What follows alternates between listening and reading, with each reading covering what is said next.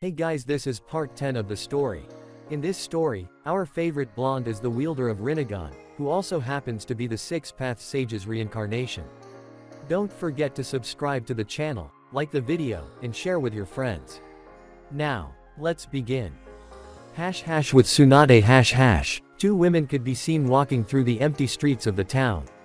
The reason they were empty was simply because they were walking through a castle that made the town famous. The first woman had a slender frame and a rather large bust. She had brown eyes and long pale golden hair that was strapped in two pigtails.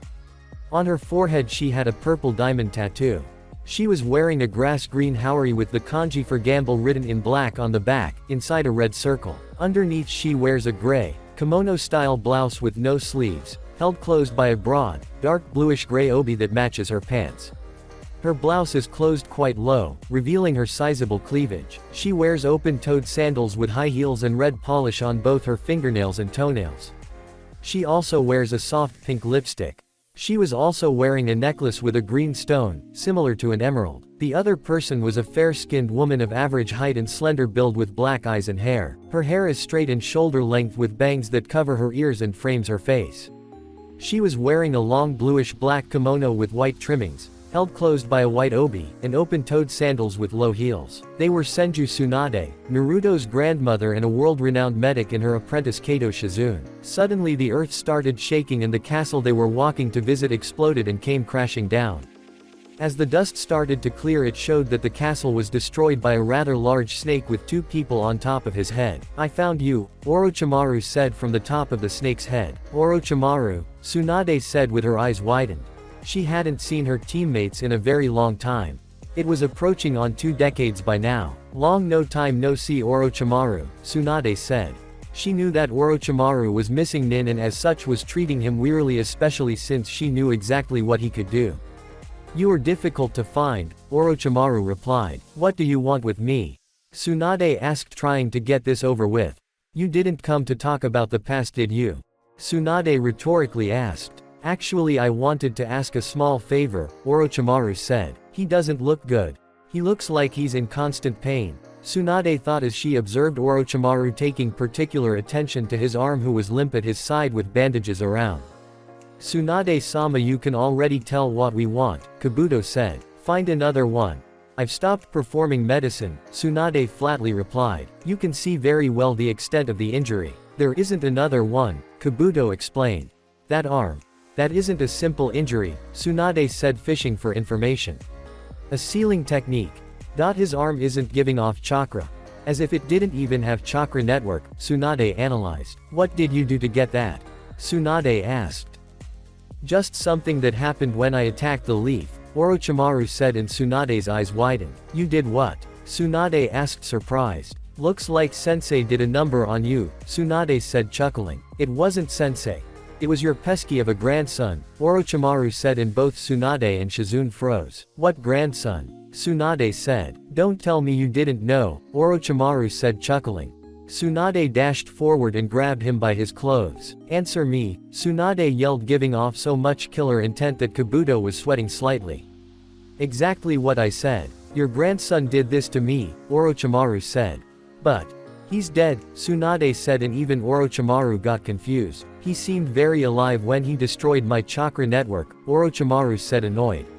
He still hadn't made his mind on to either kill the brat or kidnap him for his experiments. Maybe he could clone him and once the body was properly matured use it as his own. "But I got a letter from Sensei saying that no one survived the Kyubi's attack," Tsunade said, shocked that her grandson was still alive. She knew that her daughter Kushina was pregnant at the time. "Looks like someone has been playing games with you," Orochimaru said, chuckling. "You see, even Sensei has betrayed you," Orochimaru said. Tsunade was lost in thoughts at the revelation. Her own sensei said that no one survived the Kyubi's attack, and 14 years later she hears that her grandson is alive and kicking. Quote, "Enough of this," Tsunade said, and punched a nearby wall, completely destroying it. She would have her answers when she got to the leaf and no one would stop her. She was about to dash towards Orochimaru when he started talking again. "If you heal me, I'll bring back your daughter, brother and lover," Orochimaru said, smirking, and everyone froze and Tsunade started shaking. "Don't you want to be with them, Tsunade?" Orochimaru asked, pressuring her even more, and she started sweating and remembering everything she had lost. If I heal that arm, what will you do? Tsunade asked, making eye contact. I dislike lies, so I'll destroy the leaf, Orochimaru replied. Destroy the leaf? Shizune rhetorically asked. Tsunade-sama, you can't accept this. I would like nothing more than to have them back, but you can't heal his arm, Shizune stressed out. Shut up, Shizune, Tsunade yelled, and Orochimaru smirked. Tsunade sunk her head deep in thought. You don't have to answer now, Kabuto explained, and she raised her head. You will have a week, and this Genjutsu requires human sacrifices, so it's up to you to gather 3 sacrifices, Kabuto explained. Tsunade-sama, let's kill them both here. With the state of his arm we won't get another chance, Shizune said, but once she looked at Tsunade she fell silent. Tsunade was very deep in thought, almost unaware of her surroundings. Don't think just because I can't do hand seals I can't put up a fight, Orochimaru said, and bit his finger, drawing blood. The moment Tsunade saw blood she started shivering and clutching to her necklace. I know of your fear for blood, Orochimaru said, chuckling. We will be going now and we will meet in 1 week, Orochimaru said, and both of them disappeared in a blur. With Kisame and Itachi. Itachi and Kisame dropped the chase after Naruto, without losing his location, and started walking calmly through the town, bursting with activities. They were searching for an appropriate distraction for the Toad Sage. The Toad Sage was a well-renowned and self-claimed super pervert, and of course his biggest weakness was women. They were scanning the crowd until their eyes met with a woman that would get the job done very well. They calmly walked towards her and stopped in front of her. She had a slender body, C-cup breast, well-toned and shaped legs, beautiful green eyes, and dark blue hair. She was wearing a dark blue dress that ended just above her knees. All in all, she was someone any man would drool for, and Jiraiya would be no exception. Can I help you? The woman asked with a melodic voice as she watched the cloaked individuals stop in front of her. One of the cloaked men lifted his hat, and the last thing she saw was a pair of deep blood-red eyes, as if they were staring into her soul. With Jiraiya, Hinata and Naruto. The team was currently walking through the village in the hopes of finding a good hotel so they could rest for the night, and the following day they would search for Tsunade. After a few minutes of walking they all noticed a hotel and decided to settle in. As they were walking towards the entrance of the hotel, Jiraiya spotted a woman. Now, this wouldn't be a surprise to anyone since all of them knew Jiraiya very well, but the fact that said woman smiled and waved at Jiraiya actually surprised Naruto and Hinata. Jiraiya had hearts on his eyes as he saw the beauty that was waiting for him. Jiraiya didn't even need to think twice as he said, "Check in here and work on chakra control."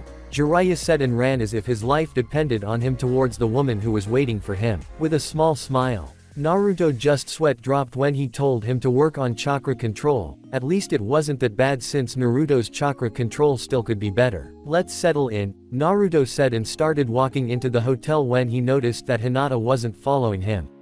Something wrong? Naruto asked as he watched Hinata look at the roof of one building. No, Naruto-kun, let's go in, Hinata said, and they both stepped in and walked towards the attendant's desk where there was an elderly man waiting. We would like 1 room with 2 beds to spend the night, Naruto said, and the man nodded. That will be 200 ryo, the man said, and Naruto handed him the money and got the keys to his room. Both walked up the stairs and headed towards their room. Their room was located on the 2nd floor. They walked through a long hall before stopping at the right door.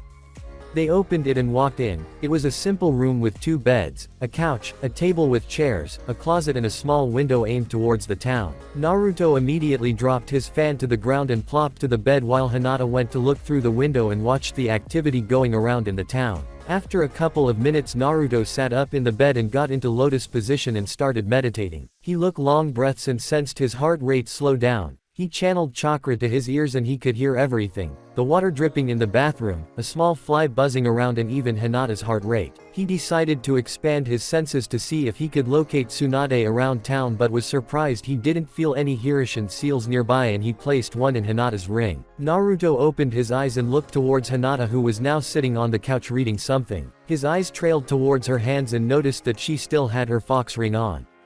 He tried once again to feel the Hirishin marker but couldn't. As he was sensing the mark, he felt that Hinata's chakra was different from what he knew. Something is wrong, Naruto thought as he watched carefully Hinata. She seemed normal for now, but her chakra was different and the Hirishin mark didn't work. Hey Hinata-chan, Naruto called out, gathering her attention. Did you know that Ero Sennin said that my Resengan wasn't complete? Naruto asked. No, I didn't know. What is missing? Hinata asked and Naruto smirked. Naruto, faster than lightning, pulled a kunai and threw it at the top of his speed towards Hinata. She didn't even consider that Naruto would attack her and got hit and the kunai embedded deep on her right shoulder, missing her heart by a few inches. Not even a couple of seconds later, Hinata exploded in a poof of smoke, revealing that it was nothing more than a shadow clone. Naruto was about to sit down and try to sense her Hirishin marker when the door of his room was destroyed and two people were standing there. They were both tall and they were wearing a long black cloak with red clouds in them and both had a straw hat with a small bell hanging there. Naruto couldn't see their faces and as such he couldn't identify his enemies. His pervert of a godfather picked the worst moment to go chase women. Naruto sensed their chakra levels and noticed one of them had high cage chakra levels while the other was through the roof. One of the enemies was on par with him, not counting the Kyubi. Where is Hinata? Naruto asked, but both of them remained impassive. They removed their hats and showed Naruto who exactly they were. Uchiha Itachi, Naruto said, and immediately his Sharingan flared to life. Looks like the rumors were true. You really have the Sharingan, Itachi said in his monotone voice. I will say this one more time. Where is Hinata? Naruto asked. If you touched a single hair on her head, I swear to Kami I'll kill you both, Naruto said, pissed off. All bark but no bite, the shark-like man said, laughing. Cage Shuriken no Jutsu, Naruto said and threw a single shuriken that multiplied upon dozens heading towards both intruders. Kisame just swinged his massive blade and swatted the shurikens aside, making them fall to the ground harmlessly. He will be annoying. Can I cut his legs?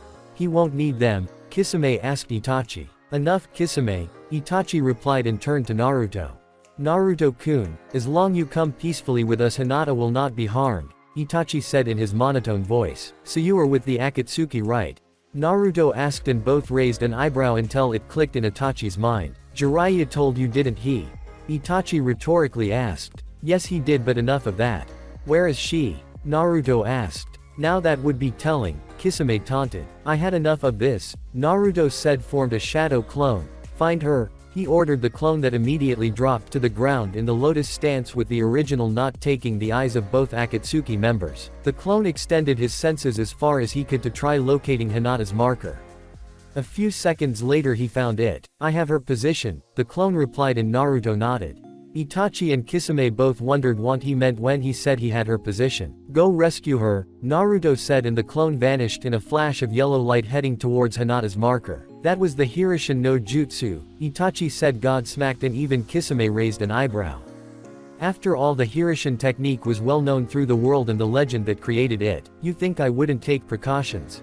Naruto asked loud enough for them to hear as they watched him walk through the room and pick a weapon they didn't notice it was there. That's Madara's gunbai, Itachi thought as small smile graced his lips.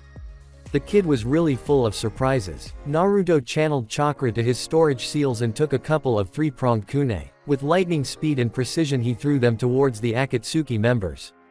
Kisame was about to bring his sword to deflect them when he was grabbed by Itachi and flinched to the hall as Naruto appeared in front of him with a Resengan in hand. Damn it, Kisame, pay attention and stop underestimating your opponent, Itachi said as Kisame got up.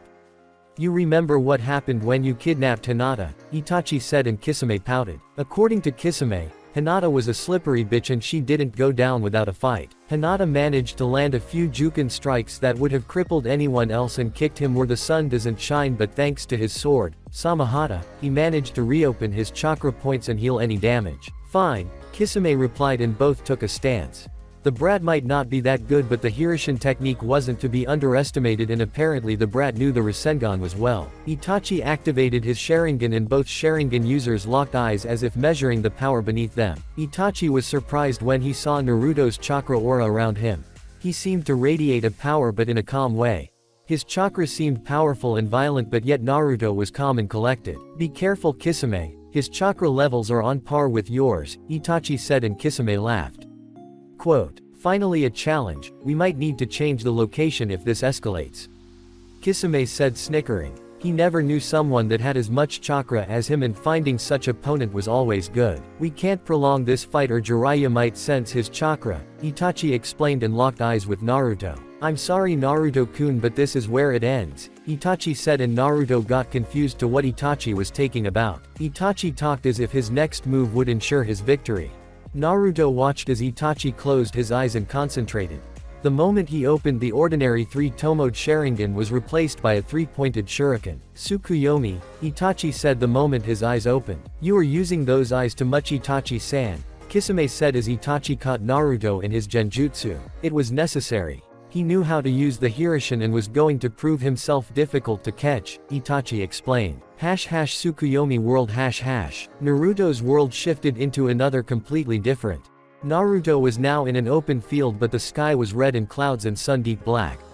Suddenly Itachi appeared in front of him, staring intently at him as if studying him. So this is the Tsukuyomi, Naruto said as he studied the illusion. This is the ultimate Genjutsu of the Mangekyo Sharingan. In here I am God. I control everything, even time itself. 3 days in here are but 3 seconds in the real world. Itachi explained as Naruto was suddenly trapped in a wooden cross and Itachi appeared in front of him with a sword. You seem very proficient in this Genjutsu, Naruto said and turned to lock eye with Itachi. How is your eyesight these days?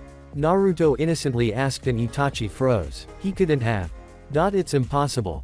Not even the tablet says that the Mangekyo blinds the user, Itachi thought as he eyed Naruto very carefully and wearily. How do you know? Itachi asked, actually interested. I know a lot, Itachi, and I know you will eventually end up blind, Naruto cryptically said, taunting Itachi, but he didn't bite. Itachi studied Naruto very carefully, particularly his Sharingan. His chakra pathways beneath Naruto's eyes seemed very well developed, indicating he had the Sharingan for years now. You really are Madara's grandson. I've noticed that you awakened your eyes a few years ago, Itachi said and Naruto nodded. I was 5 at the time, Naruto explained and Itachi raised an eyebrow. You are skilled. A shame we must take you. Now let's begin, Itachi said and was about to stab Naruto when he got interrupted. How about we don't get started? Naruto said and Itachi was surprised by his statement. Suddenly Naruto's eyes started spinning until it turned into a complete new pattern. A Mangekyo? Itachi asked, surprised. He would never in a million years expect Naruto to have advanced his Sharingan to the next level. Suddenly the whole world froze and Itachi was rooted in place. Piece by piece the Tsukuyomi world started shattering until it remained nothing but pieces on the floor, like a mirror breaking. Moments later Naruto was back in the real world, still staring at Itachi. Real world .. Kisame was about to ask what happened when Itachi fell to his knees, clutching his head in pain and bleeding from his eyes. You broke my Tsukuyomi? Itachi asked, but it was more a statement as he noticed that Naruto wasn't even affected by the Genjutsu and he broke it like nothing. Jinchurikis are immune to illusions. You should know that, Naruto said, taunting Itachi, and Kisame reacted by swinging his sword and trying to smack Naruto, but to his surprise his sword phased right through Naruto. When the sword left his body, Naruto turned and tried to slam a Resengan into his chest, but to Naruto's surprise the Resengan was absorbed into the sword. That was like Madara's technique. Is it because he is his grandson? Itachi thought as he watched Kisame's sword phase right through Naruto. What the hell? Naruto asked when he noticed his Resengan being literally eaten by his sword.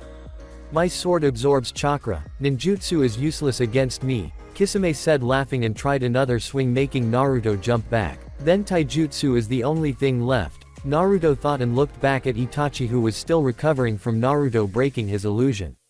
Ninjutsu is useless as long he has his sword, Naruto mused and thought. Naruto decided to employ his strongest form of taijutsu.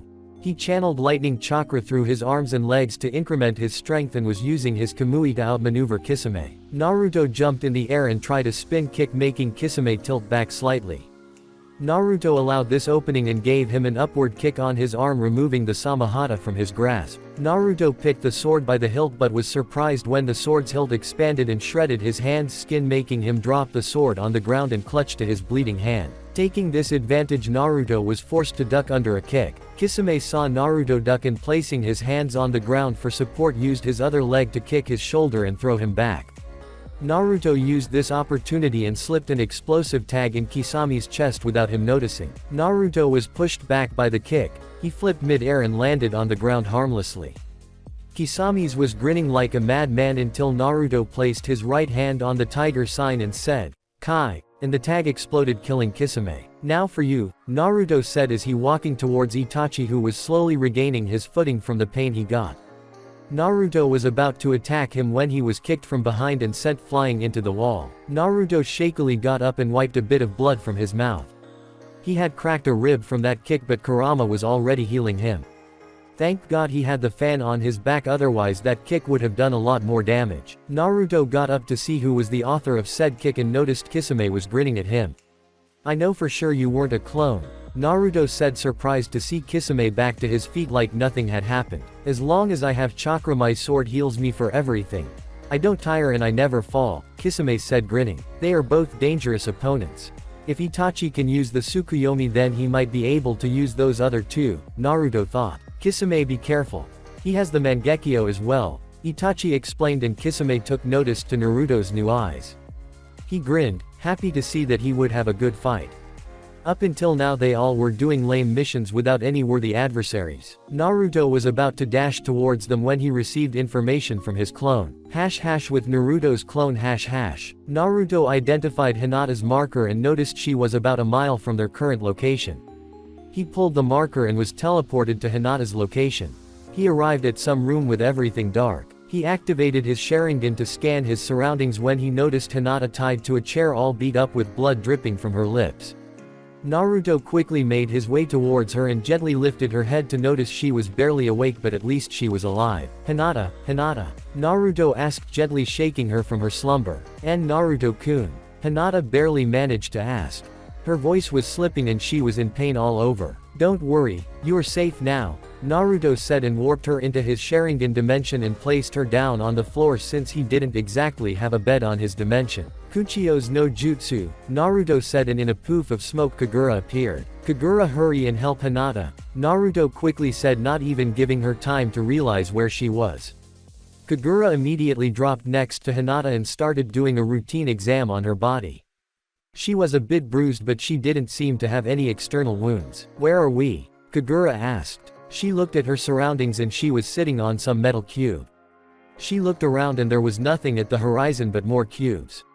The sky was pitch black, no sun, no clouds, no sound, no wind, nothing but emptiness and darkness. "We are in my pocket dimension created by my Sharingan. We are safe here," Naruto explained as Kagura was healing Hinata. "She has multiple cracked ribs as well, her left leg and a dislocated shoulder," Kagura explained, and Naruto clenched his fists. "They were going to pay." "And Naru," Hinata tried to say. "Shish. Don't talk, Hinata. Rest now. You are safe," Naruto explained and gently kissed her forehead, and she went to sleep. "Kagura, take care of her. I need to inform the boss," Naruto said. Naruto saw Kagura nodding and dispelled in smoke. Back to Naruto. "You hurt Hinata-chan. You are going to pay," Naruto said, and they both braced themselves for what was coming. Their leader warned them about engaging a Jinchuriki, or even worse, a pissed-off Jinchuriki. "Come, Kurama," Naruto said to his partner. "Yes. Let's show them what happens when they hurt our mates," Kurama replied and started sending his chakra to Naruto. In the real world, Naruto was started to get enveloped in a blood-red chakra cloak. His eyes maintained his Mangekyo activated, but his whiskers became more defined and his fangs elongated. Behind Naruto were 9 chakra tails swinging wildly. "You are going to pay," Naruto said, and in a shockwave he launched himself at the top of his speed towards Itachi. The shockwave blew up the hall of the hotel and destroyed part of the wall. They all jumped out. Itachi and Kisame were running out of town with a pissed Jinchuriki on their tail. Both of them shared the same thought. Sheet. With Jiraiya. Jiraiya was happily walking through town, showing his date some fun and winning a few prizes for her. Jiraiya didn't know if today was a special day, but the stores were bursting with activity and providing multiple games for tourists. "You see that?" Jiraiya asked, and the woman giggled at his excitement. He did manage to break all the plates, but it was nothing special for a shinobi. Suddenly a massive amount of chakra washed through the city, and even the civilians were panicking and running like wild chickens from the feeling they got. "Damn it, Naruto," Jiraiya thought as he was preparing to run towards his godson. "Sorry, but I have to leave," Jiraiya said, and jumped away from his company, quickly running towards his godson. With Orochimaru and Kabuto. Both of them felt the Kyubi's chakra being unleashed, and it wasn't very far from their location. It felt like he was about 5-6 miles away from them. "Looks like the Kyubi brat is in town," Orochimaru said, chuckling. though I wonder what he could be doing to be using this amount of the Kyubi's chakra, Orochimaru wondered. It might be the Akatsuki. Kabuto provided an explanation. Should we go help? Kabuto asked. Naruto-kun can take care of himself, Orochimaru said, chuckling evilly. After all, I don't pick weak and ordinary vessels, Orochimaru explained. But Sasuke-kun isn't even close to the level of Naruto-kun, Kabuto said. How very true, Orochimaru agreed. However, Sasuke is driven by vengeance and he will be easier to convince, and he also has the Sharingan. I would prefer Naruto-kun above all others since he even has the Mangekyo, but he won't come easily, Orochimaru explained, and Kabuto nodded. With Tsunade and Shizune. Both women were at a bar with Tsunade drinking herself stupid with sake. After what she just heard from Orochimaru, it wasn't particularly hard to understand why she was doing this. Even though Tsunade was lightly drunk, both of them could easily feel the chakra that washed through the whole town. The chakra felt like power beyond anything. It felt like transcended human understanding. Tsunade-sama, do you feel that? Shizune asked, shivering. She knows very well what the Kyubi did to Konoha 14 years ago. Tsunade asked, lifting her head from the table. Her cheeks were red from all the alcohol she had ingested. That's Kyubi, Tsunade said, and she was performing a self-healing technique designed to quickly purge the sake from her system. Shizune, let's go, Tsunade said, picking up her jacket and running out of the bar heading towards the chakra source. Hi, Shizune replied, following her sensei. Back with Naruto. Itachi and Kisame were running out of town with Naruto hot on their trails. They stopped near an empty field and decided to make their stand there. Kisame, we can't prolong this. Jiraiya definitely sensed the Kyubi's chakra. Itachi stressed out, and Kisame nodded. What do you suggest? Kisame asked. He dropped the playful attitude and took a more serious one. Any Jinchuriki using their Bijuu would be a dangerous opponent. The Tsukuyomi is useless and using it again would most likely knock me out, Itachi explained. Keep him busy. The backslash from Tsukuyomi weakened me and I need to gather chakra for the next move, Itachi said, and Kisame nodded. So you finally stopped running? Naruto asked, approaching both Akatsuki members. He was calmly walking towards them in all fours. Itachi jumped slightly back and started concentrating while Kisame stood his ground to face off against Naruto. Let's play, Naruto said and rushed Kisame at blinding speeds, but Kisame wasn't an S-rank shinobi for nothing and could track him rather well. He quickly approached Kisame and tried to punch him by extending his chakra arm, but Kisame jumped to the side. Naruto brought his chakra claw down again, but Kisame blocked it with his sword and absorbed the chakra, destroying the chakra hand. So you can even absorb Bijuu's chakra? Naruto asked, surprised. Bijuu's chakra was one of the most potent ones out there. Yes, and by the looks of it, Samahata likes your chakra, Kisame said, grinning as Samahata was shaking with excitement at eating such good chakra. Sweeten, Baku Sushoha, Kisame said and pumped his lungs full of chakra, expelling a gigantic wave of water that came crashing into the ground. Naruto jumped up to avoid being hit and landed back on the water once it calmed down. Raiden, Jaibashi, Naruto said and channeled lightning chakra through the water, trying to shock Kisame, but to his surprise the sword absorbed it once again at the water remaining. That sword is annoying, Naruto said, and Kisame laughed. I know. Isn't it great? Kisame said. Sweeten. Go Shokuzame, Kisame said and slammed his hand onto the water. As he poured chakra into the water, it started molding until it formed 5 sharks that started speeding towards Naruto, who remained in place. The sharks quickly arrived near Naruto and flew out of the water trying to eat him, but Naruto just swatted them away like flies using his fan. In just a second all the sharks disintegrated back into water. Acting on the surprised face of Kisame, he quickly threw a 3-pronged kunai towards him as fast as he could. Kisame snapped out of his stupor and jumped as far as he could and managed to avoid a Resengan to his chest. It seems Naruto-kun's range is limited to about 15 feet from the kunai, Itachi concluded as he watched Naruto's Hirishin. Itachi was gathering up chakra, but he could still watch and analyze the battle for any weakness Naruto may have. Kisame, stay 15 feet away from the kunai, Itachi yelled out, and Kisame nodded. He figured it out. Naruto thought, a bit surprised, but Itachi wasn't called a prodigy for nothing. Naruto was busy in his thoughts. He noticed Kisame appear right behind. Sweetened Suoro no Jutsu, Kisame said, and water enveloped Naruto, trapping him inside a water bubble. I got you now, Kisame said, grinning. No you don't, Naruto said, and using his Kamui he simple walked out of the bubble, much to the surprised face of Kisame. Naruto took the moment and with a well-placed kick threw his Samahata away from him. Naruto channeled chakra to his right hand and a swirling sound could be heard. Udama Resengan, Naruto said, but he still couldn't maintain his big Resengan and it destabilized, blowing up in front of him. Kisame's chest got a few deep wounds like they were made with claws and was thrown backwards, bleeding from his chests. Samahata quickly approached his master and healed him. In just a few seconds Kisame was back on his feet. I really hate that sword, Naruto thought, sighing. If he didn't find a way to rid him off that sword permanently, this would go on until one of them ran out of chakra. Kaden. Gukaku no Jutsu, Naruto said, and this time sent a big fireball powered with the Kyubi's chakra towards Itachi, who wouldn't be able to dodge in time. Kisame quickly appeared in front of Itachi and said, "Suiten, Sujinheki," and a water wall rose up and blocked the fireball, creating a mist of steam that quickly dissipated as it was an open field. Naruto, using the mist as cover, made shadow clones that took his place while the original went beneath the water and underground. Kisame was quickly running towards Naruto to keep him busy and away from Itachi, so he didn't realize it was only a clone. Shadow clone explosion, the clone, Naruto said, and exploded.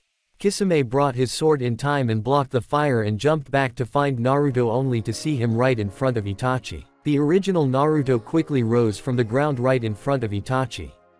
Naruto's eyes were glowing with power. Naruto locked eyes with Itachi and whispered, "Tsukuyomi." Naruto's Tsukuyomi world. Naruto dragged Itachi into his own Genjutsu. Naruto, after seeing Itachi's Tsukuyomi, knew how to perform it. Since Naruto's Tsukuyomi was copied from Itachi, his world was similar.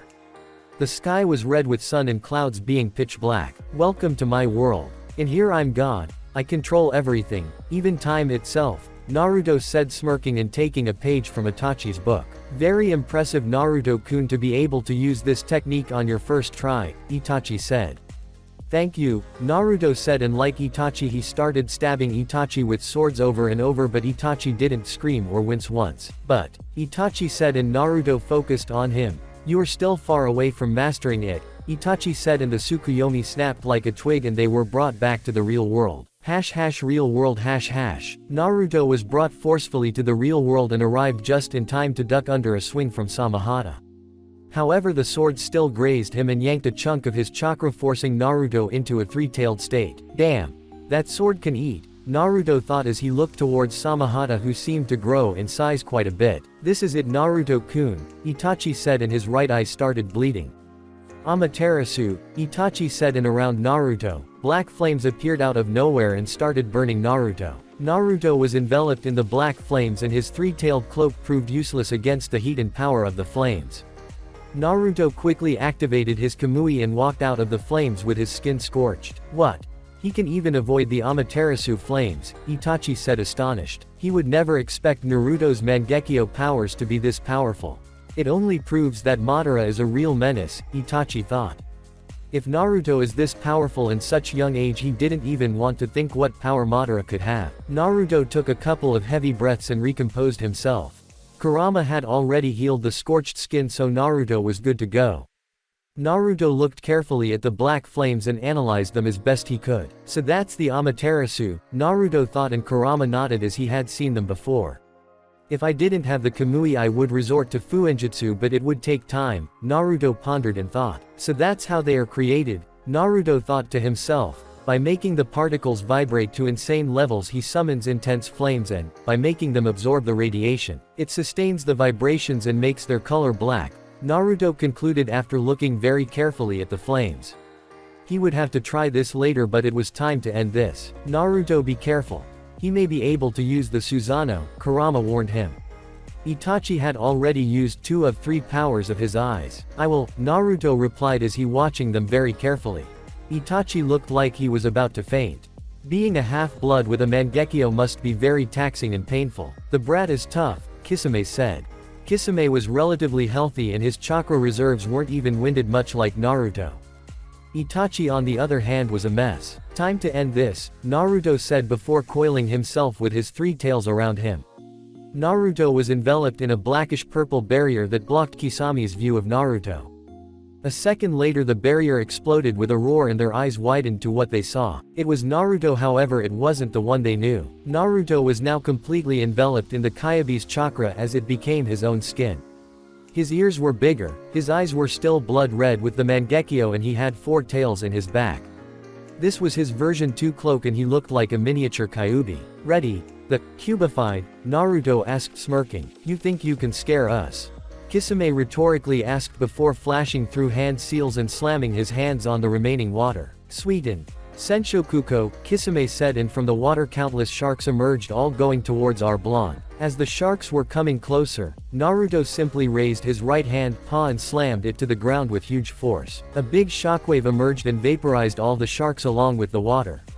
When the dust settled down there was nothing more than a crater with Kisame holding Itachi. We have severely underestimated the brat, Kisame said, taking deep breaths, and Itachi gave him a look that clearly said, you think? They didn't have time to think as Naruto was preparing his next attack. His tails were coiled around Naruto, ending just above his head.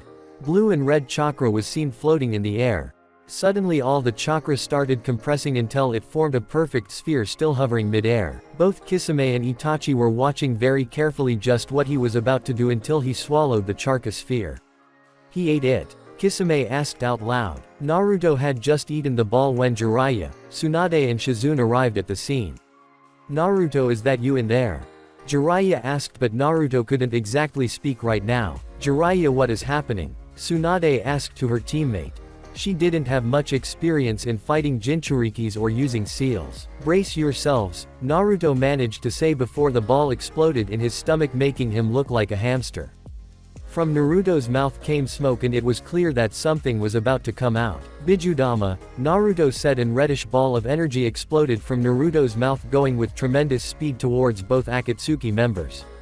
Itachi's eyes glowed just before the energy ball hit them and exploded, destroying everything. The ground was shaking like an earthquake, the wind was furiously pushing everything back and everything was torn apart, even the earth itself was destroyed. What in the world? Jiraiya was cut off as he had summoned the stomach of a toad to protect himself along with Tsunade and Shizune from the blast and the heat the wind was carrying. The blast was over and the dust was clearing, and right in front of Naruto there was nothing more than destruction. Around Naruto was a 20-meter wide crater, but the real damage was directly in front of him, a 100-meter path that was blasted away. As the dust cleared, Jiraiya dropped his shield and his jaw dropped at the destruction ahead of him. The whole plain where they stood was now nothing more than rubble. Kisame and Itachi were still alive as Itachi had a reddish humanoid barrier around him. That's it, Naruto. The Susanoo. Kurama said from his mind, and Naruto watched as Itachi rose from the ground with his Susanoo still active. The shield withstood a low-powered Bijudama, Naruto replied to his partner. That is just a watered-down version of it. The real Susanoo can destroy mountains by itself, Kurama explained, and Naruto got giddy. Kisame, we are leaving, Itachi said and fainted. Kisame picked him up and as fast as he could shunshined away from the area. They were barely holding against Naruto, but now Jiraiya and Tsunade had arrived. Naruto. Are you in there? Jiraiya asked as he approached the cubified Naruto with caution. Yes. It's me, Naruto said as he dropped his cloak and sat on the ground to catch his breath. Quote. What in the world was that? Jiraiya almost yelled out, pointing towards the blast field. Quote. That was the Bijuu's ultimate attack. It's called a Bijudama, and that is what my father based the Resengan on. Naruto explained as he got up to his feet and cleaned his forehead of sweat. You picked the best time to go peek at the hot springs. They kidnapped Hinata, Naruto said, and Jiraiya's eyes widened. Did you get her back? Jiraiya asked. I did, but she was injured. I've got a medical fox taking care of her, Naruto explained and turned to see Tsunade and Shizune looking at him with their jaws on the ground. By the way, I found Tsunade, Jiraiya said, and everyone's sweat dropped. Hey there. Ba-chan. Hey there. Ba-chan. Naruto said with a small smile as he was watching Tsunade and another girl who was with her. He had finally found the last bit of family he had. Although his grandmother was supposed to be around 60 years old, she didn't look older than 30, and it was no lie when they said that Senju Tsunade was one of the most beautiful women on earth. Tsunade was just staring at the blonde in front of her that had just decimated the field where they were standing. The moment he turned, her breath got caught in her throat. The moment she saw what he looked like, That golden blonde hair, those deep blue eyes like an ocean, and when Jiraiya called him Naruto she started shaking. He's a carbon copy of Minato with longer hair, Tsunade was thinking. After all this time she thought she was alone in this world, that her family was all gone, and now she finds her grandson not even 10 feet in front of her smiling at her. Tsunade didn't know what to think or do and did the only thing she felt was right. She blurred right past Jiraiya and Shizune and engulfed Naruto in a deep hug while crying in happiness. "And Naruto-kun," Tsunade whispered while hugging him fiercely as if he wasn't real. Tears were rolling off her eyes and falling to his shirt. "Ba-ba-chan," Naruto replied while sobbing and hugging her back. He had finally found family and he was happy that Tsunade didn't reject him or leave him if her reaction was anything to measure by. Jiraiya and Shizune watched the scene with smiles on their faces. This was what Tsunade needed. She needed a small bit of her family back and she got it in the form of her long-thought dead grandson. They ended the hug and Tsunade cleaned her tears while her eyes were still red. She crouched in front of him. "Let me take a good look at you," Tsunade said. Her voice filled with so much happiness which was intoxicating. Naruto just chuckled and rubbed the back of his head much like his father did. Tsunade was observing Naruto as best as she could. He had long blonde hair with bangs that framed his face and slightly covered his right eye. His eyes were deep blue like an ocean and he had 3 whiskers marks on each cheek. "You are so cute," Tsunade squealed and hugged him again making the other's sweat drop. "I bet you have a horde of fangirls back home," Tsunade said laughing. She seemed to have forgotten everything that had happened today. She was finally happy and didn't want to let go of this feeling. "Speaking of girls," Naruto said breaking the hug. "I'll be right back," Naruto, and swirled away into his eyes. Tsunade caught the blood-red Sharingan eyes but filed it for later questions. Naruto reappeared not even a second later with a girl in his arms and a small fox on his shoulders. Hinata had already been healed and was now sleeping peacefully. "Who is she?" Tsunade asked as she watched the girl that Naruto was carrying bridal style. Quote, "She is Hyuga Hinata, my girlfriend," Naruto explained and Tsunade nodded. He figured that a fine-looking brat like him would already been snatched by someone, but she would see if the girl was worthy it. "She was kidnapped by Itachi and Kisame, but I managed to get her back and summon a healing fox," Naruto explained and turned towards Tsunade. "Can you check her just to make sure?" Naruto asked and Tsunade bit her lips. As long there wasn't blood she would be fine. Tsunade's hands started glowing green and started scanning Hinata's body from head to toe. She seemed to stop briefly on top of her chest as if assessing the damage. She had a couple of broken ribs and dislocated shoulder, but she is fine now. She only needs to rest, Tsunade explained and Naruto sighed in relief. "I owe you Kagura," Naruto said. "Not at all Naruto-sama," Kagura said and disappeared in smoke. "Look at the mess you made," Jiraiya said to Naruto and kicking a piece of rubble on the ground. Quote, "They kidnapped Hinata-chan, so I tried to kill them for real. I wasn't messing around against them," Naruto said in a serious voice and Jiraiya could only nod as he watched the devastation in front of him. "What flames are these?" Jiraiya mused out loud looking intently at the black flames that were burning the rock and showing no signs of stopping. "Those are Amaterasu flames," Naruto said and Jiraiya looked at him. "They can only be summoned by a Mangekyo Sharingan and can't be extinguished by anyone except the one who summoned them in the first place. They will burn for 7 days and 7 nights. They are hot as the sun and can turn anything to ashes," Naruto explained and Jiraiya's eyes widened. "That was some powerful Kaiden jutsu right there. You said a Mangekyo?" Jiraiya asked and Naruto nodded. "Does that mean you can do it as well?" Jiraiya asked. That would be a major power boost to Naruto if he was able to perform this technique. "I know how it works, so I just need to try it," Naruto said and Jiraiya nodded. "And I also know how to the other one, the Tsukuyomi," Naruto said and Jiraiya nodded again.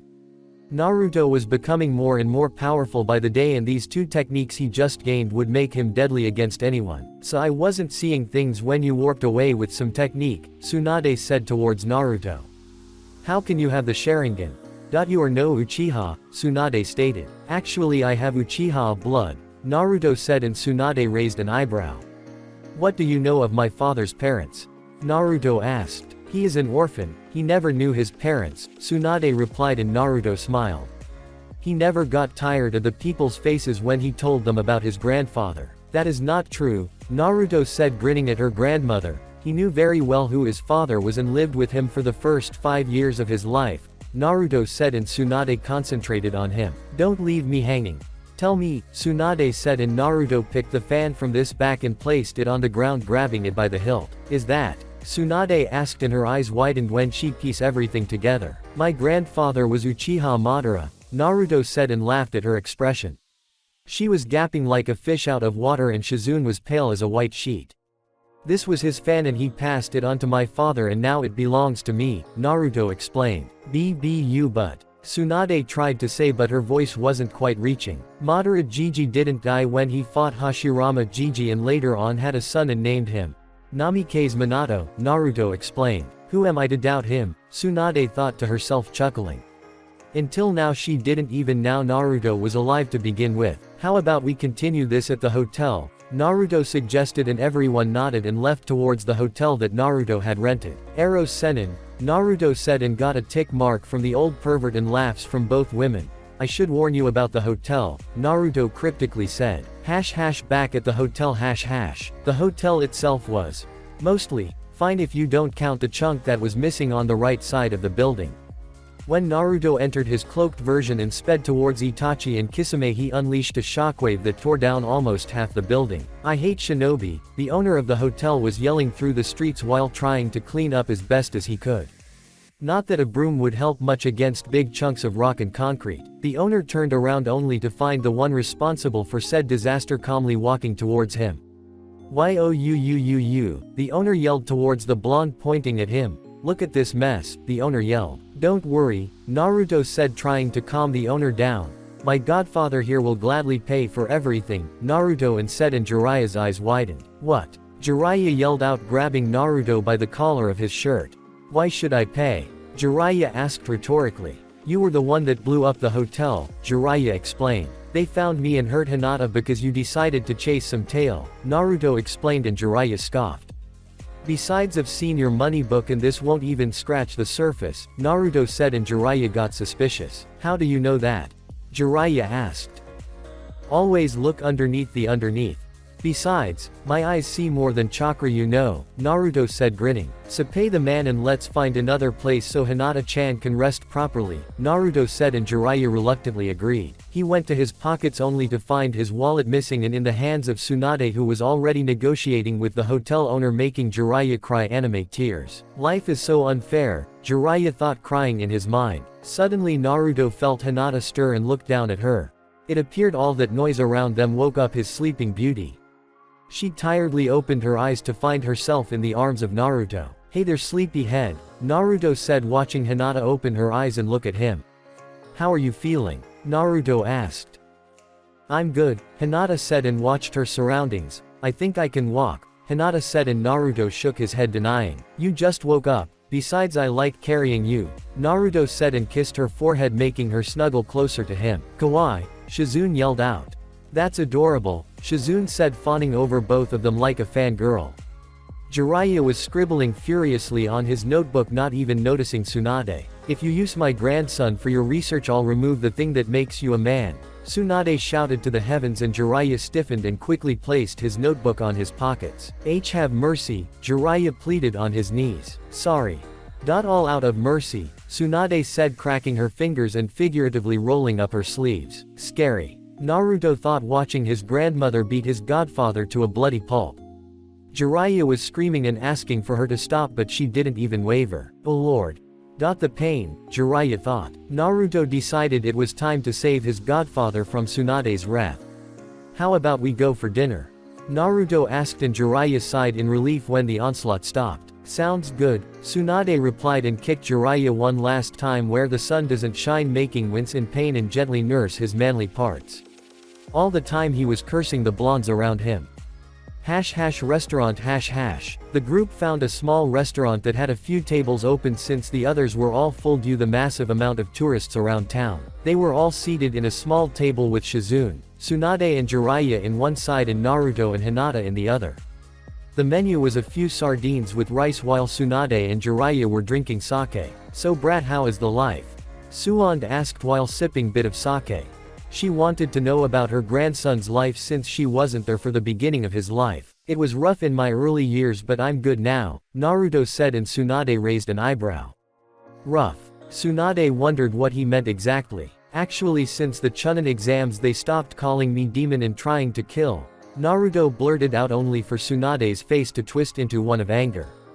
She forgot the Naruto was a Jinchuriki and she knew very well how most of them were treated in their village. Did they hurt you? Tsunade asked with so much fire in her eyes that the table slightly cracked from the pressure of her fists. Don't worry, they are over it now, Naruto said, calming her down.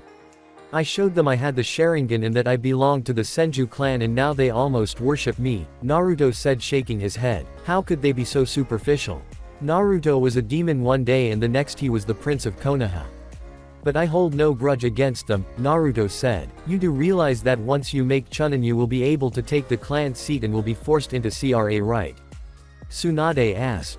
The CRA was the thing that drove her out of the village in the first place, and when Kushina died she nothing to go back for. I'm an elite Chunin by the way and I have already refused the CRA, Naruto said, chuckling. Elite Chunin? A brat like you, where's the vest? Tsunade taunted him. I don't like wearing the vest, and didn't you see what I did to those Akatsuki members? They were both cage-level shinobi, Naruto explained, grinning back. Oh please, that was all the Kyubi's doing, Tsunade said, waving him off. I like her, Kurama said from Naruto's mind. You like anyone that praises you, Naruto replied, sweat dropping. Fine, be that way, Naruto said, pouting, and everyone laughed. How did you refuse the CRA? Tsunade asked. It's mandatory by law, Tsunade explained. Simple. I threatened to leave the village if they forced me into it, Naruto said, grinning, and Tsunade chuckled. By the way Jiraiya, why are you here?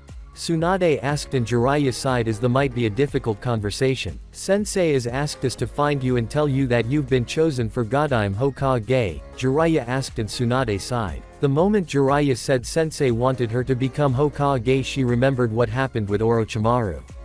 She agreed to meet with them in 1 week and if she cured her arms he would destroy Konoha. I'm going back to the village but it isn't to be Hokage, Tsunade replied, and Jiraiya raised an eyebrow in confusion. Sensei sent me a letter saying Naruto was dead the night the Kyubi attacked, Tsunade explained. What? Naruto asked. That doesn't make any sense. He was the one that told me of you in the first place, Naruto explained. Something is off here, Jiraiya said. What did the letter look like? Jiraiya asked. Normal cage letter with his signature and stamp, Tsunade explained. The letter was long gone and she destroyed it the moment she read it. There isn't anyone else for the Hokage position, Jiraiya reasoned. How about you? Tsunade asked. My spy network is too important for the village, besides, I'm not the type of man to be behind a desk 8 hours a day, Jiraiya replied. I'm not becoming Hokage. It's a fool's job, Tsunade said, and Naruto subconsciously activated his Sharingan and started glaring at Tsunade. How dare you say that? Naruto asked. Hashirama Jiji, Tobarama Jiji, my father, all of our family took the Hokage position and died defending the village they love, Naruto was explaining. Exactly. They all died for nothing, Tsunade said. They died protecting the village they loved and we should continue their legacy and protect the village they created, Naruto said, but Tsunade seemed reluctant to agree until a devious thought crossed Naruto's mind. How about a bet? Naruto asked, and Jiraiya smirked. What kind of bet? Tsunade asked, focused on Naruto. You and me outside. If I kick your ass you return to the village and become Hokage, Naruto said, and Tsunade pondered. He's just a genin, Tsunade thought. I agree, but if you lose I'll get all of your money and no Kyubi, Tsunade said. I agree, Naruto replied. Let's take it outside then, Tsunade said, and they all walked outside to the middle of the street. This was all going so well, Hinata said, sighing, and both Jiraiya and Shizune agreed. Outside On the outside Naruto and Tsunade were facing each other while Jiraiya, Shizune and Hinata were at the side watching. Last time to back out, Tsunade said, giving him a chance. I never give up and I never surrender because to be Hokage is my dream, Naruto said with unbreakable fire behind his eyes. Sharingan eyes for that matter. Tsunade smirked and she swore she saw a visage of Nawaki behind Naruto. Do as you wish. If you win I'll throw in this necklace as well. Tsunade and Shizune's jaw dropped as well Jiraiya's. Hashirama's necklace Naruto mused. Let's go then, Naruto said as he took his stance. Tsunade, I should warn you. Jiraiya was saying but was cut off. Please Jiraiya, I can take care of a genin, Tsunade said, smirking. Even if he is an elite chunin I still got him, Tsunade said. Even though she didn't say it, she wanted Naruto to win, but she wasn't going to make things easy. It's ironic, Hinata said, and got confused faces from everyone.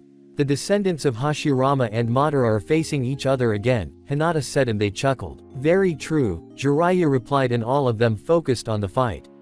Tsunade didn't have any stance, she was just standing there with her arms on her waist. Naruto was eyeing her carefully with his Sharingan blazing. Deciding to try and scare her off a little, he made his Sharingan start spinning very slowly. Tsunade watched carefully his spinning, constantly checking for chakra anomalies in her chakra network to look out for Genjutsu. Naruto started speeding off his Sharingan until it started mutating slightly. Eventually the Sharingan started to slow down and the normal pattern was long gone and replaced by deep black eyes with a broken red circle with 3 circles in them. A Mangekyo. Tsunade wondered in thought as she watched Naruto's eyes very carefully. She dropped the carefree attitude and took a basic stance. She may never have faced an Uchiha with a Mangekyo, but her father had warned about the powers those eyes had and that they weren't to be taken lightly. Tsukuyomi, Naruto said, and Tsunade's eyes widened just before her world disappeared and was replaced by Naruto's Tsukuyomi world. What is this? Tsunade asked as she walked around Naruto's world. Welcome to my strongest Genjutsu, Naruto said, popping out of nowhere and standing in front of Tsunade. In here I'm God and I control everything, even time itself. 3 days here are but 3 seconds on the real world, Naruto explained, and Tsunade realized in just what mess she was. This is the second time I tried this jutsu and my control still sucks, but it should be enough to hold you, Naruto said, and Tsunade got pinned to a cross and Naruto stood there in front of her with a sword. What are you going to do? Tsunade asked. She didn't want to believe Naruto would torture her. I'm going to make you laugh to death, Naruto said, chuckling evilly, and the sword was replaced by a feather. Naruto started using his feather on Tsunade's sensitive spots. Tsunade bit her lips and tried to hold it, but she couldn't. Tsunade bursted out laughing and crying as she couldn't hold the tears. Ha ha ha ha. Tsunade broke out laughing and crying, she could barely breathe. She wanted to bend over since her stomach hurt, but she couldn't as she was pinned to the stake. Muahhh. Naruto laughed evilly at the sight of Tsunade. Real world. 3 seconds later. On the outside, all of the viewers were oblivious to what was happening. They all heard Naruto call out his Genjutsu, but they didn't know if Tsunade was caught as they were just staring at each other. Suddenly Tsunade fell to her knees, breathing heavily with her eyes puffy red, and one could see dried tears in her face. Damn brat, Tsunade said back in the real world as she crouched to regain her breathing. Naruto just grinned back at her. It was just by miracle that Tsunade didn't pass out. What did he do? Jiraiya asked, curious. He made me laugh for 72 hours straight, Tsunade said, and everyone's sweat dropped. That was a peculiar use for a Genjutsu. I'll get you for that, Tsunade said before she started dashing towards Naruto with her fist cocked. She's using chakra in her fist, Naruto thought as he watched her approaching with his Ms activated. He brought his fan from his back and placed it in front of him.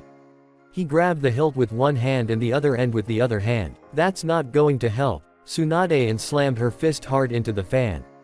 The moment her fist collided the fan, it was like a large bell echoing through the streets. The entire ground shook, but Naruto held his ground.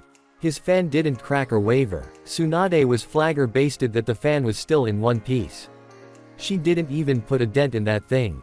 It was true that she wasn't using her strength to the max, but that punch was enough to bring down a wall, and yet the fan was still in one piece. Naruto flexed his fan and unleashed a current of air, making Tsunade jump back and gain some distance. Naruto placed his left hand in the tiger seal, preparing to unleash a fire jutsu when he was interrupted by Jiraiya. Stop, Naruto, Jiraiya yelled, and both turned to him. Don't use ninjutsu in the middle of the street, Baka, Jiraiya explained, and Naruto nodded. Naruto took out a 3-pronged kunai and threw it at Tsunade, who watched it approach very carefully. The moment the kunai was about to pass next to her head, Tsunade caught it by the handle and started spinning it around her fingers. That wasn't a smart move, Naruto said, and Tsunade raised an eyebrow. And why not? Tsunade asked. Did you notice that kunai isn't ordinary? Naruto asked with a grin and made Tsunade stop spinning the kunai and look at it carefully, and she noticed that it was a 3-pronged kunai with kanji on the handle. He couldn't have, Tsunade thought just before she saw a bright yellow flash. She was about to turn around when she felt Naruto kicking her ass, making her jump in the air and nurse her rear. The hell are you doing? Tsunade asked, nursing her butt. I win Ba-chan, Naruto said, grinning with his foxy smirk. Care to explain how that is?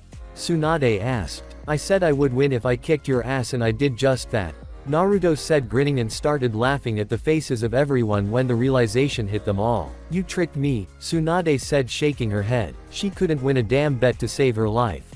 Hinata just shook her head. She knew Naruto was very devious and sneaky, probably having a fox sealed inside of him increased his cunning as well. She should have seen that coming. I did no such thing, Naruto innocently replied. You agreed to the bet, so will you come back with us to the village and become our Hokage? Naruto asked. Tsunade sighed in defeat and surprisingly relief. She walked calmly to Naruto and kneeled in front of him.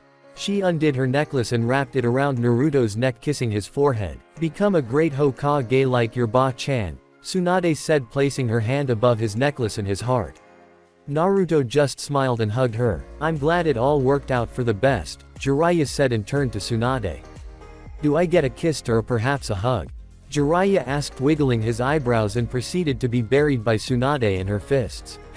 Next day After last night's battle, everyone got together and went to a hotel to spend the night. It was a pain in the ass for Tsunade to allow Naruto and Hinata to sleep together, but in the end she caved but warned them that they were too young for kids. They were all together eating breakfast silently when Tsunade remembered something. Naruchan, why were you fighting those two yesterday anyway? Tsunade asked, and Naruto sighed before starting his explanation. Don't call me that. It sounds girly, Naruto whined, and Tsunade smirked. I like Naru-chan, it sounds better than Whiskers-kun, Hinata said, giggling, making Naruto glare at her. Naruto sighed before starting. According to Ero Sennin, there is an organization called Akatsuki made up by S-rank criminals, and they are after the Bijuu, Naruto explained, and Tsunade's eyes widened. It wasn't very common to see Kage-level shinobi working together. They are rumored to have 10 members. Orochimaru used to belong to them until he betrayed them. For now I only know of Uchiha Itachi, Hoshigaki Kisame, Sasori of the Red Sand, and Deidara the Mad Bomber. They are all S-rank, Jiraiya explained. By the way, Hinata-chan, Naruto said, turning to her. How did they catch you? Naruto asked. Naruto and Hinata had just parted ways with Jiraiya since he went towards the woman that blinked his way. They were both going towards the hotel when Hinata felt a chakra presence nearby. She activated her Byakugan and scanned the nearby roofs, trying to pinpoint the signature. It turned out to be a big mistake. Since Hinata activated her Byakugan, her vision became almost 360 degrees, which meant she couldn't help but to not see a pair of blood-red Sharingan eyes. It was just a small glimpse before Hinata broke the Genjutsu it was placed on her, but it was good enough to distract her and allow a shadow clone to perform a substitution with her. Hinata was now facing two people which had long black cloaks with red clouds in them, and they were both wearing straw hats. The moment she was replaced and stood facing both of them, Kisame dashed towards her and tried to kick her in the chest to end this quickly. Hinata turned to the right, sidestepping the kick, and, charging her hands with chakra, she tried a Juken strike to his right shoulder. The attack connected, but Kisame remained impassive. Hinata analyzed him with her Byakugan and noticed that her strike wasn't laced with chakra when she obviously charged it with. Hinata noticed that the sword had an active chakra network as if it was alive. Did the sword absorb the chakra? Hinata thought. What do you want? Hinata asked as she took the basic taijutsu stance. Let me play with her, Itachi-san, Kisame said. Itachi said nothing and took a few steps away from both of them. Itachi focused his attention on the faraway hotel. What do you want with me? Hinata asked again. Nothing. What we want is the Kyubi brat, Kisame said, grinning, and Hinata knew that these two belonged to the Akatsuki and were most likely Kage-level shinobi. She knew she wouldn't stand much of a chance, but she wouldn't go down without a fight. Hinata flared her Byakugan and Kisame laughed and picked up his sword still wrapped in bandages. Hinata made a few hand seals and disabled her gravity seals and stood ready to face them. Kisame started grinning like a madman and tried a sword slash on Hinata to knock her away. She ducked under the swing. Kisame, using the momentum of his sword, tilted his body and tried to kick her again. Hinata sidestepped the kick and jumped in the air. Hinata placed the hands on his leg supporting herself and kicked Kisame in the face, knocking him back. Kisame got up, pissed he got it, and ran forward where Hinata was waiting in her defensive stance. He quickly arrived and they exchange a flurry of blows, but Hinata was far too slippery and fast for the slow and wide movements of Kisame, and his sword wasn't helping. Kisame was becoming more and more pissed. He placed the sword on his back and decided to engage the girl purely on taijutsu. It was a big mistake and Itachi just shook his head. Itachi could clearly see that Hinata had the advantage in taijutsu. She may seem small and weak, but that was compensated by her agility and speed. "Stay still," Kisame yelled as he couldn't even scratch her. If it was ninjutsu she would already been dead, but they couldn't use it because it may alert Jiraiya or Naruto. Hinata was supposed to be used as leverage. Hinata ducked under a punch and gave him a Juken strike on his right leg, making him kneel.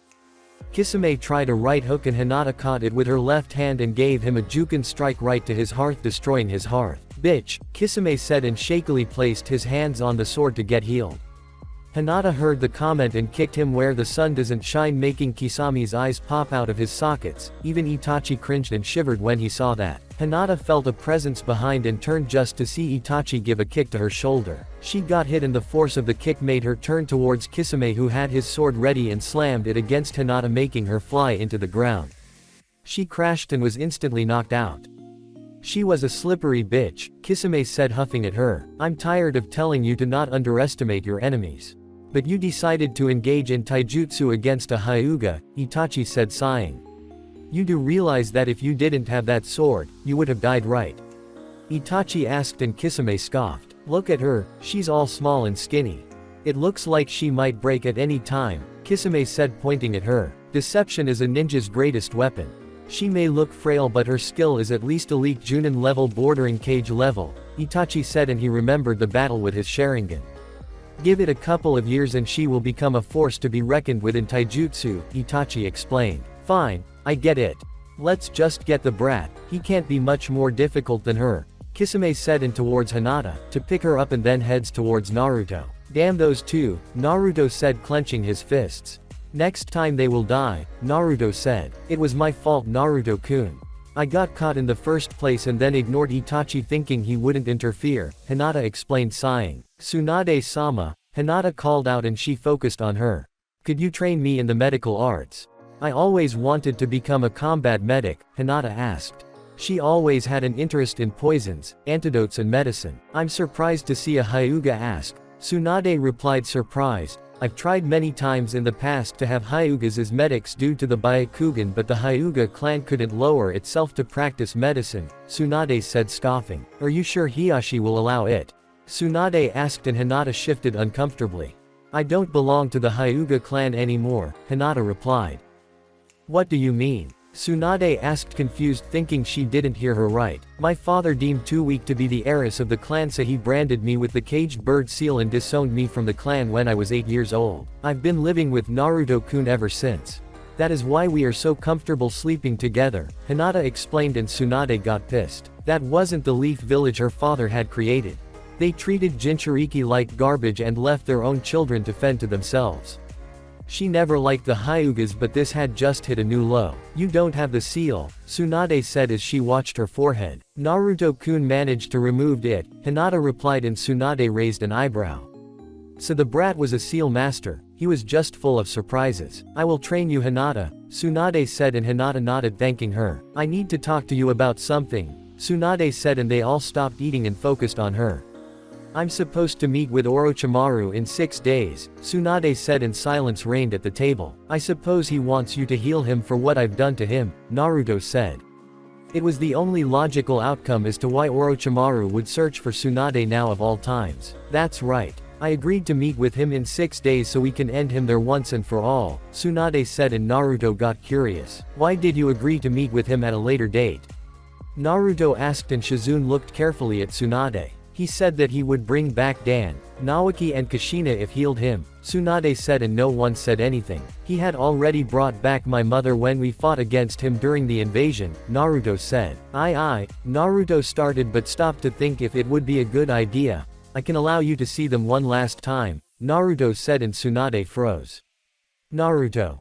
You can't mean," Jiraiya started, but Naruto interrupted. "I can use the Edo Tensei without sacrifices, but the souls are only here temporarily. Once the time is up they go back to the pure world," Naruto explained and turned to Tsunade. Tsunade bit her lip deep in thought. She wanted nothing more to have them back but to see them leave again. I want to see them again. One last time, Tsunade said and Naruto nodded. Let's finish breakfast and go outside and do it then, Naruto said and everyone agreed. Outside restaurant, empty field. Everyone left the restaurant and headed for an empty field where they could the ritual without being disturbed. Everyone took a few steps back and allowed Naruto to do his job. Naruto was lucky that Tsunade had a few strands of hair from all of them. She kept them as a reminder of them. Naruto took out a scroll and placed it on the ground. He channeled chakra into it and the kanji started spreading through the field, leaving 3 empty circles around the kanji. Shadow clone jutsu, Naruto said and made 3 clones that went and sat on each of those circles. Shadow clones? Jiraiya asked. The Edo Tensei needs a vessel to anchor the souls to our realm. As long as the clone is chakra to sustain itself, I can use them as vessels, Naruto explained and Jiraiya nodded.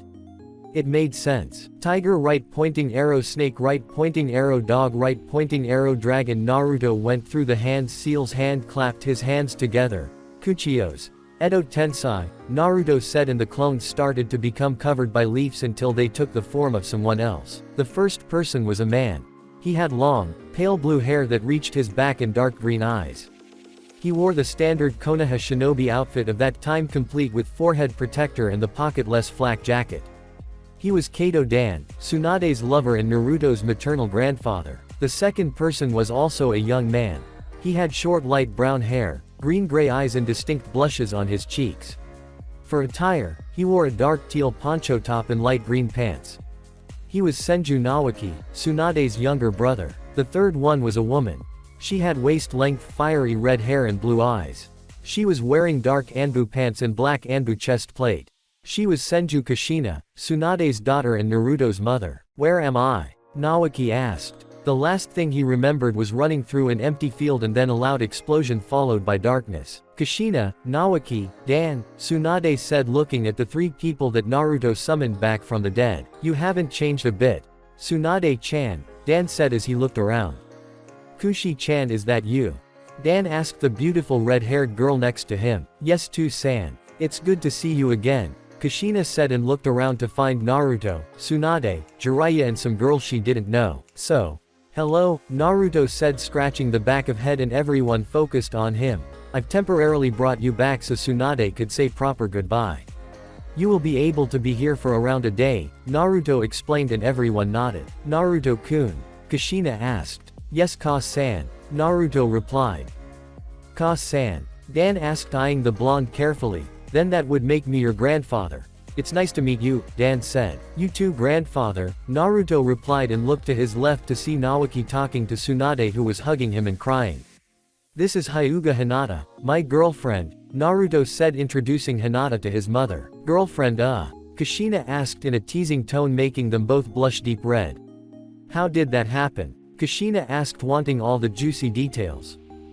Kushina asked and Naruto went and told her about everything that had happened. How when they first met Naruto saved Hinata from a couple of bullies. A year later he saved her from being kidnapped by a Kumo nin and when Hinata got kicked out they confessed to each other. Oh, that's so cute, Kushina said with stars in her eyes. Did you know that your father and I fell for each other in the same way? Kushina and Naruto raised an eyebrow in confusion. Back when I was around 10 years old, Kumo tried to kidnap me because of my special chakra that allows me to create chains. When I was kidnapped, we had already reached the border and I was losing hope until your father appeared and saved me, Kushina said and Naruto laughed at the coincidences. I guess we are meant to be, Naruto said and kissed Hinata's cheek making her snuggle into his arms and Kushina merely nodded. She could already tell that Hinata was a very sweet girl that loved Naruto very much. How is the furball treating you? Kushina and when she heard Naruto's stomach growl that was response enough. I guess he doesn't like being called furball, Naruto replied chuckling. What if I called you flesh bag? Would you like it? Kurama asked. I guess not but you've already called me that a couple of times, Naruto replied and Kurama stayed silent. Naruto-kun, are you alright? Kushina asked as Naruto suddenly spaced out. He does that sometime when he talks with the Kyubi, Hinata explained and Kushina smacked her head for not thinking of that. Naruto got back to the reel of the living and noticed both of them looking intently at him. What? Naruto asked and they were both staring at him. Nothing. It's just your face went through a couple of emotions and you almost looked like a clown, Kushina said, and Naruto's sweat dropped. You know, Kushina started gathering his attention. It's a shame you can't meet Minato-kun, Kushina said sadly. I already did, Naruto replied, making Kushina perk up in confusion. When I was 5 years old, I awakened my Sharingan and he appeared in my mindscape. He explained me everything that happened the night that I was born. He told me about his father and unlocked the Kyubi's cage, Naruto explained, and Kushina nodded until Naruto's stomach grumbled. I guess I'm angry, Naruto said, chuckling. One of the things Naruto most liked is eating. It's almost noon, Naruto innocently said, and Kushina chuckled at his son's antics. All right. Gather up, Naruto yelled, and everyone got together. It's noon. How about we go for lunch? Naruto asked, and everyone nodded. Wait, Jiraiya and everyone stopped. Do Edo Tenseis even feel hunger? Jiraiya asked, and Naruto shrugged and turned to them. I could eat, but maybe it's just the vessel that is hungry, Kushina explained, but they all shrugged. It wasn't that big of a deal. So what should we go for? Tsunade asked. Ramen, Naruto and Kushina instantly replied, and everyone chuckled. It looked like Naruto got his ramen addiction from his mother. I'm not paying, Jiraiya quickly said, sealing his wallet away. Later that day. They all spent the day as a family should have, having fun and enjoying their company. Their lunch was an epic standoff in ramen eating contest between Naruto and Kushina. Unfortunately for Naruto, Kushina was an Edo Tensei and, as such, she couldn't get full, and Naruto caved at 15 bowls, passing out. Dan and Naoki got to meet their grandson and grandnephew respectively. They all learned a lot on about the world had changed. Dan pretty much told Naruto stories of Hashirama and Tobirama since he was alive when they existed. So this is it. Tsunade said. Naruto felt that his shadow clones were running on fumes, and it would a couple of minutes before they dispelled, ending the jutsu. Don't cry, Tsunade-chan. It doesn't suit a strong woman like you, Dan replied with a small smile. I got to meet my grandson and see our daughter again, Dan said, and Tsunade slowly nodded. It hurt to see them leave again. It good to see you again, Tsunade said, and turned to Naoki. At least I got to give you a proper goodbye, Tsunade said. Don't worry, Nei-san, Naoki said, grinning. Even though I don't like to have been killed, at least we won. But one day it will be like Too-san wanted. An era of peace without wars and conflict. When mankind will be able to understand each other, Naoki said. For someone so young, he sure had strong beliefs. This it, Naruto. I'm sorry for the burden we placed on you, Kushina said. Even though she got to know the fox very well and knew he would help Naruto, she knew that the village wouldn't honor Minato's wish. Don't worry, I'm happy you entrusted it to me, Naruto hugging his mother for the last time. And don't forget about the promise I made, Naruto said, and Kushina grinned. I'll be waiting. In the meantime, wait a couple of years before you give me grandsons, Kushina said, smirking, and they both blushed and looked away from each other. Goodbye, Naruto-kun, Kushina said before the clone dispelled and Kushina's body disintegrated until it remained nothing but leaves on the ground. Leave the rest of your life to the fullest, Dan said as he also disappeared. Bye, Nei-san, Naoki said, and vanished as well. No one said anything for a couple of minutes as they were all walking home. Tsunade was happy she got to see them all one last time, and Naruto was happy he got to talk and get to know his mother a bit more. Let's get ready, Tsunade said, and everyone got confused looks. I need a new snake skin wallet, Tsunade said, smirking. Akatsuki base, outpost 4 #. Both Akatsuki members didn't expect to find such resistance from the Kyubi Jinchuriki, especially when he was only 14 years old. Kisame managed to drag Itachi's unconscious body towards one of many Akatsuki outposts located around the Land of Fire. Kisame used his ring to call the leader of the organization. Not even 5 minutes had passed and an holographic figure appeared in the middle of the room. We couldn't see much from the figure besides it had short spiky hair, but the thing that stood out were his eyes. His eyes were dark silver with concentric circles around the pupil. Report, the figure said before looking carefully at both members, stopping at Itachi. What happened to him? The figure asked as he took notice to the state of Itachi. To put it simply, he looked like someone who was put through a blender. The Kyubi brat happened to him, Kisame replied, and the figure looked at him in disbelief.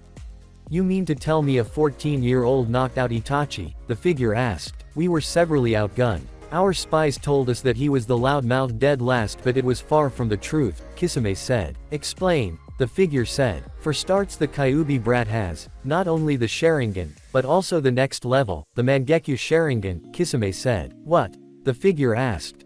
Something was missing. Itachi, Sasuke and Madara were supposed to be the last Uchihas. It's true. He says he's Uchiha Madara's grandson.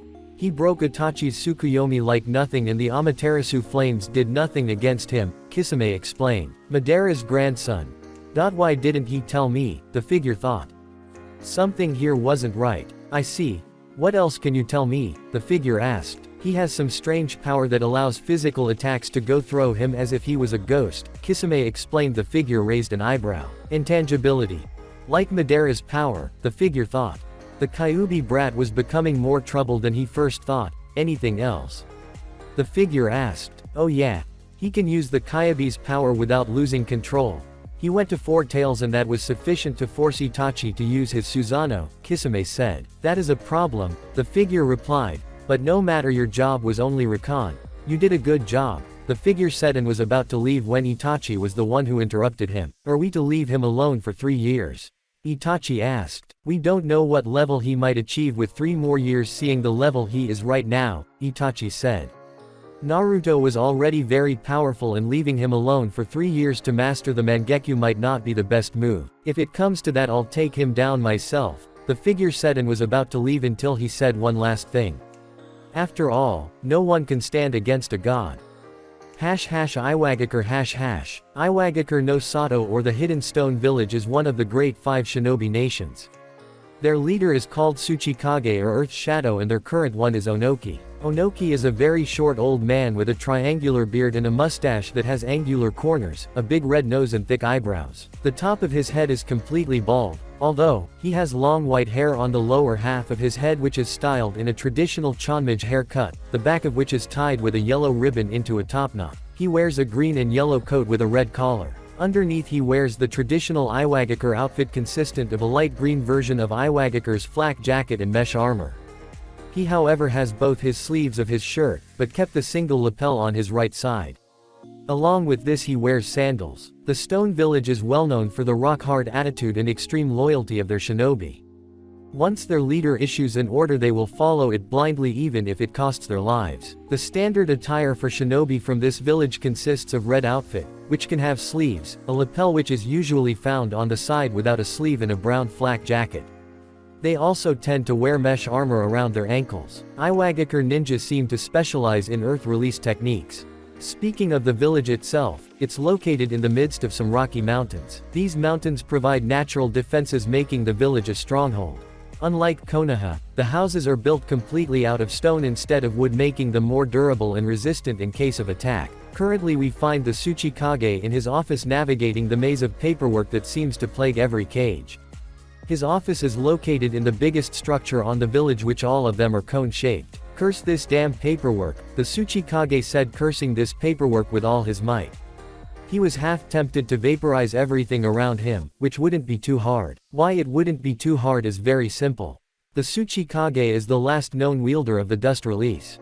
Although technically it isn't a Kekkei Genkei, one must have affinity for earth, fire and wind, which isn't very common for shinobi to have natural affinities for more than 2 elements. Onoki is a very proud, headstrong, and boastful individual. Due of his age, he is also somewhat frail, with constant complaints about hip and back pains. Although he's old, similar to the Hokage in fact, he refuses to step down from the cage position until he finds a worthy heir to his position. The Tsuchikage picked a paper and it was a simple report of a simple D-rank mission. He quickly scanned through it and stamped it, placing it on the other end of the table. This was his routine when not sleeping. He would spend his days reading and stamping reports.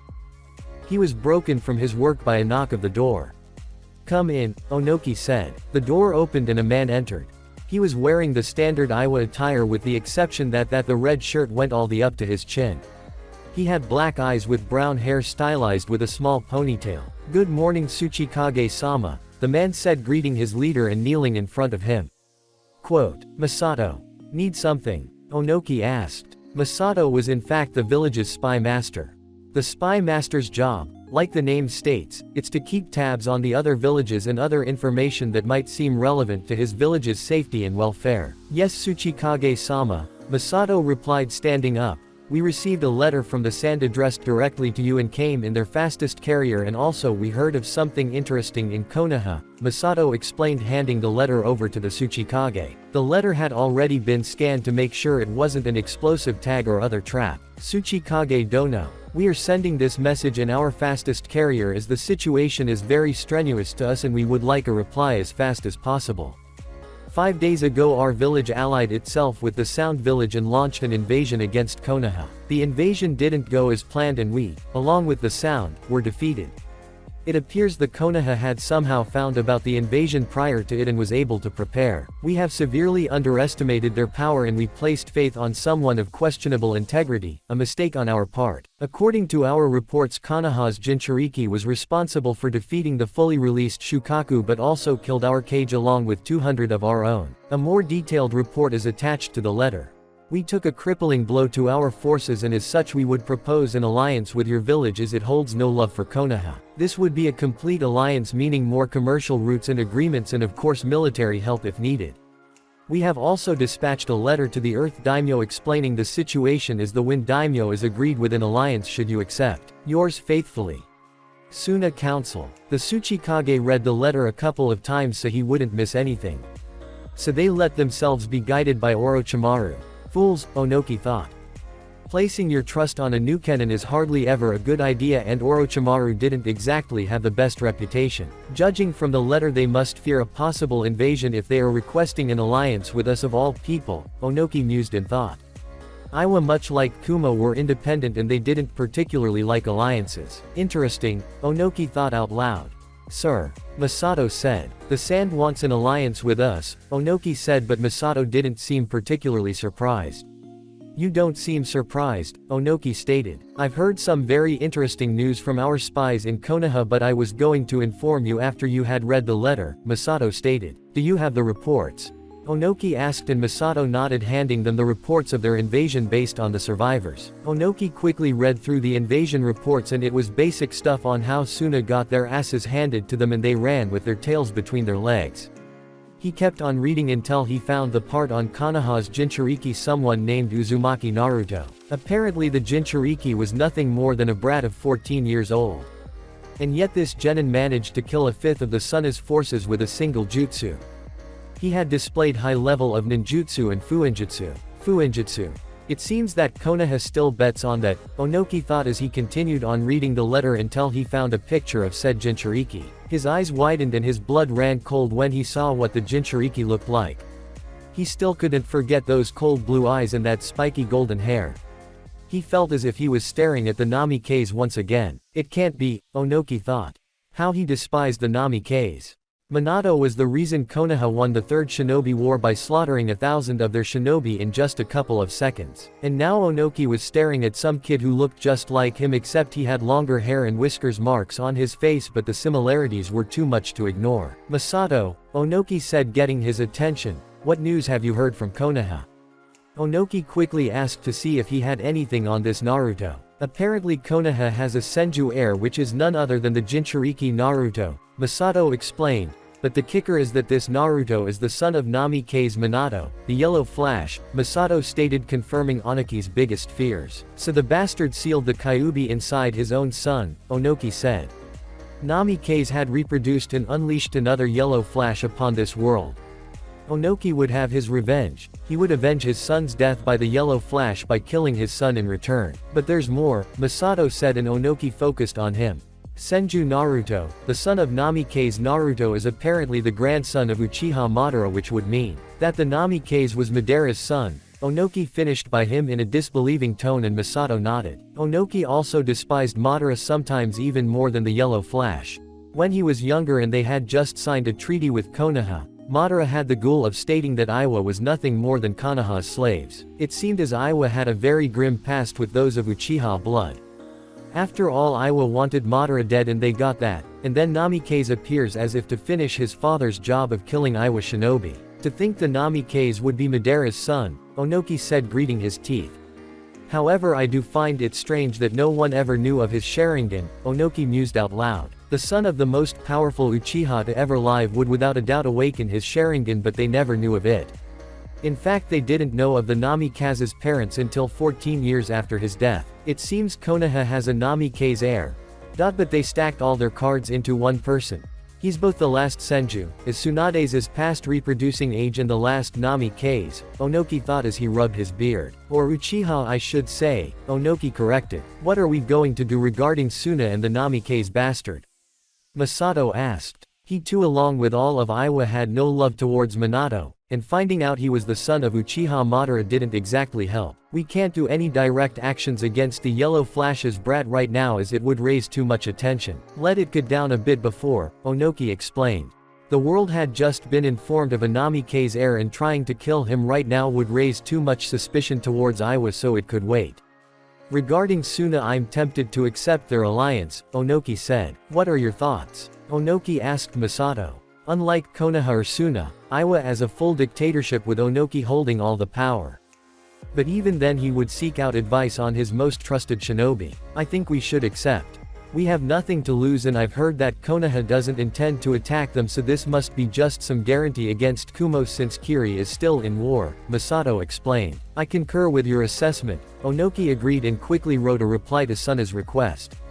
After Suna had chosen their new cage, they would have a formal meeting with both cages to discuss the full terms of their alliance and iron out any details. Send it to Suna, Onoki said, giving the letter to Masato, who sealed it. What about the Senju? Masato asked. He had nothing against the Senju clan itself, but knowing that he was the son of the Yellow Flash and Madara's grandson sealed his fate. Like I said, let things cool down for now, Onoki explained. In the meantime, put him in the bingo book. I want him captured alive so he can be executed in front of the whole village to show them what happens when they mess with Iwa, Onoki said, grinning.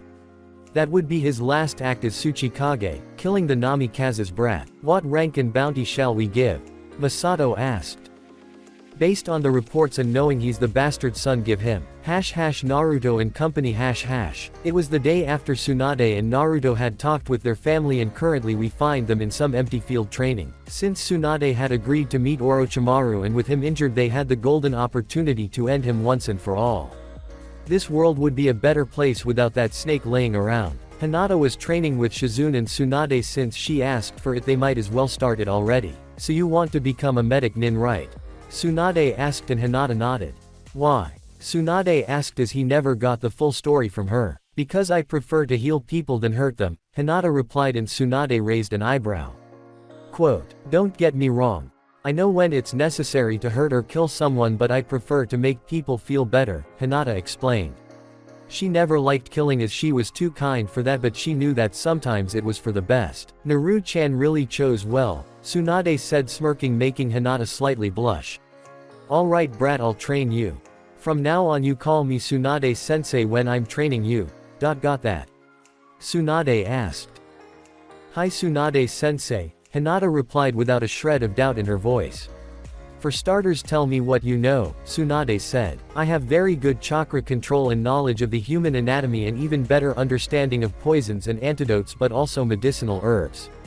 I don't know any healing techniques, so I just use some healing cream I make, Hinata explained, and Tsunade raised an eyebrow. Poisons, antidotes and medicinal herbs? Tsunade asked, and Hinata nodded. That isn't covered in the academy, so I assume you studied that on the side. Tsunade asked, and Hinata nodded once again. It's a very good start. Now let's see how good your chakra control is, Tsunade said, and picked a small brown pouch from somewhere. Here. Put your palms up, Tsunade said, and Hinata complied. Tsunade then emptied the pouch onto Hinata's hands. From the pouch came a bunch of multicolored sand. The sand was composed of 4 colors: blue, brown, red and green. Now I want you to separate the sand by color and align them in your palm using only chakra, Tsunade explained. If you can do this in less than 5 seconds, means that your chakra control is very good and on par with Shizune, and more than enough for a few medical techniques. If you make it, I'll show a few others that are only known by medics to further increase it, Tsunade explained, and Hinata got to it. Hinata did a few tries just so she could get a feel for the sand. The timer started and Hinata started channeling chakra to her hands. It had to be a very minuscule amount, otherwise the sand would simply fly off her hands. She decided to split the sand by colors, starting on blue then going for brown, red and green. After the sand was divided by color into equal globs, she slowly started aligning them in a straight line. Once she was done, she cleaned a bit of sweat from her forehead. She never had to concentrate so much in her life for such a simple thing. 6 seconds. That's very, very good, Tsunade said, impressed by Hinata. This kind of control was cage level for fighting, but for medical applications it was necessary so much more than that. Just out of curiosity, what are your affinities? Tsunade asked. I have both wind and water, but also a small lightning affinity. Due to my usage, the water is my strongest, Hinata explained. Even better. Water affinity is the best for medical use, Tsunade stated.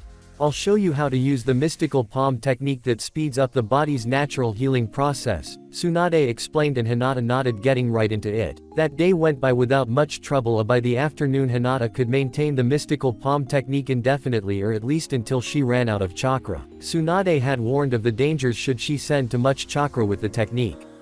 If Hinata used too much chakra in this technique, instead of healing the victim, it would render them into a comatose state. Now this time it was Shizune that decided to teach Hinata on poisons. Tsunade knew everything about poisons, but she was more turned to countering them instead of creating them like Shizune and Hinata like too. What ways do you have to deliver poison? Shizune asked. The only way I know is to use Senbon or other weapon coated with the poison I want, Hinata explained, and Shizune nodded. Then I'll show you this one, Shizune said, and broke away from Hinata, getting clear from her. Quote, Dokugiri, Shizune said just before pumping her lungs with chakra and expelling a thick purple mist from her mouth. Just be looking at it, anyone knew that it would be better to get the hell out of Dodge. Just by inhaling a small bit of it would be fatal. To do this you must convert your chakra into a certain chemical that once expelled, it mixes with the air, converting it into the poison mist. So in fact you breathing a chemical and not the poison itself, making it safer for you to use, Shizune explained, and proceeded to teach Hinata how to transform her chakra into different chemicals to achieve different poisons. Boom. An explosion echoed through the whole field, and Hinata turned to the left to see smoke rising on the horizon. Looks like Naruto is having trouble, Hinata said, giggling to herself. With Naruto. Not too far away from where Hinata, Shizune and Tsunade were, was Naruto also doing his training. He had already did his morning warm-up routine, so now we find him working on his Resengan. He is currently trying to create a bigger Resengan like Jiraiya said. Jiraiya is currently missing, and by missing I mean he doing his research for his next novel. And by research I mean peeking on the local hot springs or some other place where one could find some unfortunate beauties with low amount of clothing on. Boom. An explosion echoed through the field as the Resengan he had in his hands destabilized and exploded, dispelling the clones and destroying the ground. Damn it. This is not working, Naruto said, frustrated. He made a cross sign and replaced the shadow clones that were destroyed. He didn't understand what he was missing. He managed to learn the Resengan rather quickly, but this was proving difficult. Naruto started once again a normal Resengan and stopped when it stabilized. He began pumping more chakra into the small sphere. The sphere began glowing and was quickly approaching twice the normal chakra. Just a bit more, Naruto said, and a drop of sweat fell from his face. Boom. That's it. Back to the beginning, Naruto said, shaking his head. What can I do? The outer layer isn't strong enough to hold so much chakra, Naruto was thinking as he tried to figure it out. Then he remembered his fight against Shukaku and when he used his Bijudama. The layer can't hold so much power. If the chakra density is too big from such a small layer and I must increase the power, the only way is to increase its volume, Naruto thought, and concluded that to maintain the stability he had to reinforce the outer layer by making it bigger and larger. He began to do just that. Naruto started to gather chakra and stopped at the normal Resengan. Now, instead of just pumping chakra, he began to add chakra and expand the outer layer simultaneously. The results were instantaneous. The ball kept on increasing while maintaining its stability. Naruto was pumping more and more chakra and the sphere was almost reaching 4 times the normal amount, and Naruto decided to stop there and see if he could hold it there. Looks like you made some progress, Jiraiya said as he entered the field. His cheeks were slightly colored, meaning he was drinking at some point. I finally got it, Ero Sennin, Naruto replied, and Jiraiya sighed at the nickname. His mother used to call him the exact same thing when she was still alive. How much chakra did you put there? Jiraiya asked to see if his big Resengan met the standards. 4 times as much, Naruto replied, and Jiraiya nodded. 4 times the normal Resengan was just fine. It should be just fine. Use a shadow clone as clash it with mine, Jiraiya said, and Naruto dispelled the remaining clones, forming only one. The clone made an Udama Resengan and dashed towards the waiting Jiraiya. The glowing blue orbs connected with each other and the ground started shaking from the energy being released. Neither sphere wanted to be overrun, but slowly Naruto's Resengan started to waver and the whole ground exploded. When the smoke cleared, Jiraiya's clone was still standing although he was smoking. Your big Resengan is good. You just need to use it a couple of times to get a feel for it, Jiraiya explained, and Naruto nodded, going back to his training. Why don't you take a break? You've been at it for hours, aren't you tired? Jiraiya asked. It was almost nightfall, meaning Naruto has been training his Resengan for a couple of hours now. Don't you know me? Naruto replied, grinning towards him, and Jiraiya just shook his head. It's getting dark. How about we go for some dinner? Jiraiya asked and knew Naruto wouldn't refuse. After all, one of the things Naruto liked most after Hinata and training was eating. They all regrouped and headed towards some local restaurant. Restaurant. They were all eating peacefully since they weren't in a hurry, and they decided to plan what to do against Orochimaru. Planning against a cage-level shinobi would hardly work, especially against someone as slippery as Orochimaru. What are we going to against Orochi? Naruto asked, and Jiraiya chuckled. Naruto called him exactly the same thing Jiraiya once did. After all, they were once teammates and almost brothers. Tsunade hummed, in thought, with her hand in her chin. I can fake healing him and try to kill him with a medical technique, Tsunade explained. Are you sure it will work? Jiraiya asked. If it failed, she might find herself in a compromising position. This technique looks like the mystical palm, so it should fool him, as he has no advanced knowledge on medical techniques. It works by infusing a poisonous chakra of sorts into his system. Once inserted, the poison instantaneously spreads through the whole network, destroying almost instantly. Tsunade explained. He should drop dead in a matter of seconds, Tsunade said, grinning. What if he sees through? Naruto asked. He will know that you sided with Konoha and most likely try to kill you, Naruto explained. The best we can do if she is discovered is to try and lead them into an open field to battle, Jiraiya explained. Battling a cage-level shinobi in the middle of a town would most likely destroy everything in it. Especially someone of Orochimaru's caliber. There are various types of cage, and Orochimaru stands in the higher division. Okay. Imagine we can lure him out onto an empty field, Naruto said. Then what? Naruto asked. We smoke his ass, Tsunade simply said, and everyone's sweat dropped at the simplicity of their plan. Good enough for me, Naruto said, and everyone went back to eating. 6 days later. The sun was shining high in the air, engulfing the whole town in a golden aura. It was around noon, and Orochimaru was calmly walking towards his destination with his most trusted henchman, sidekick, by his side, also known as Yakushi Kabuto. They suddenly stopped as they were in the place they agreed to meet Tsunade. Not even a few minutes had passed and Orochimaru could see Tsunade approaching in the horizon.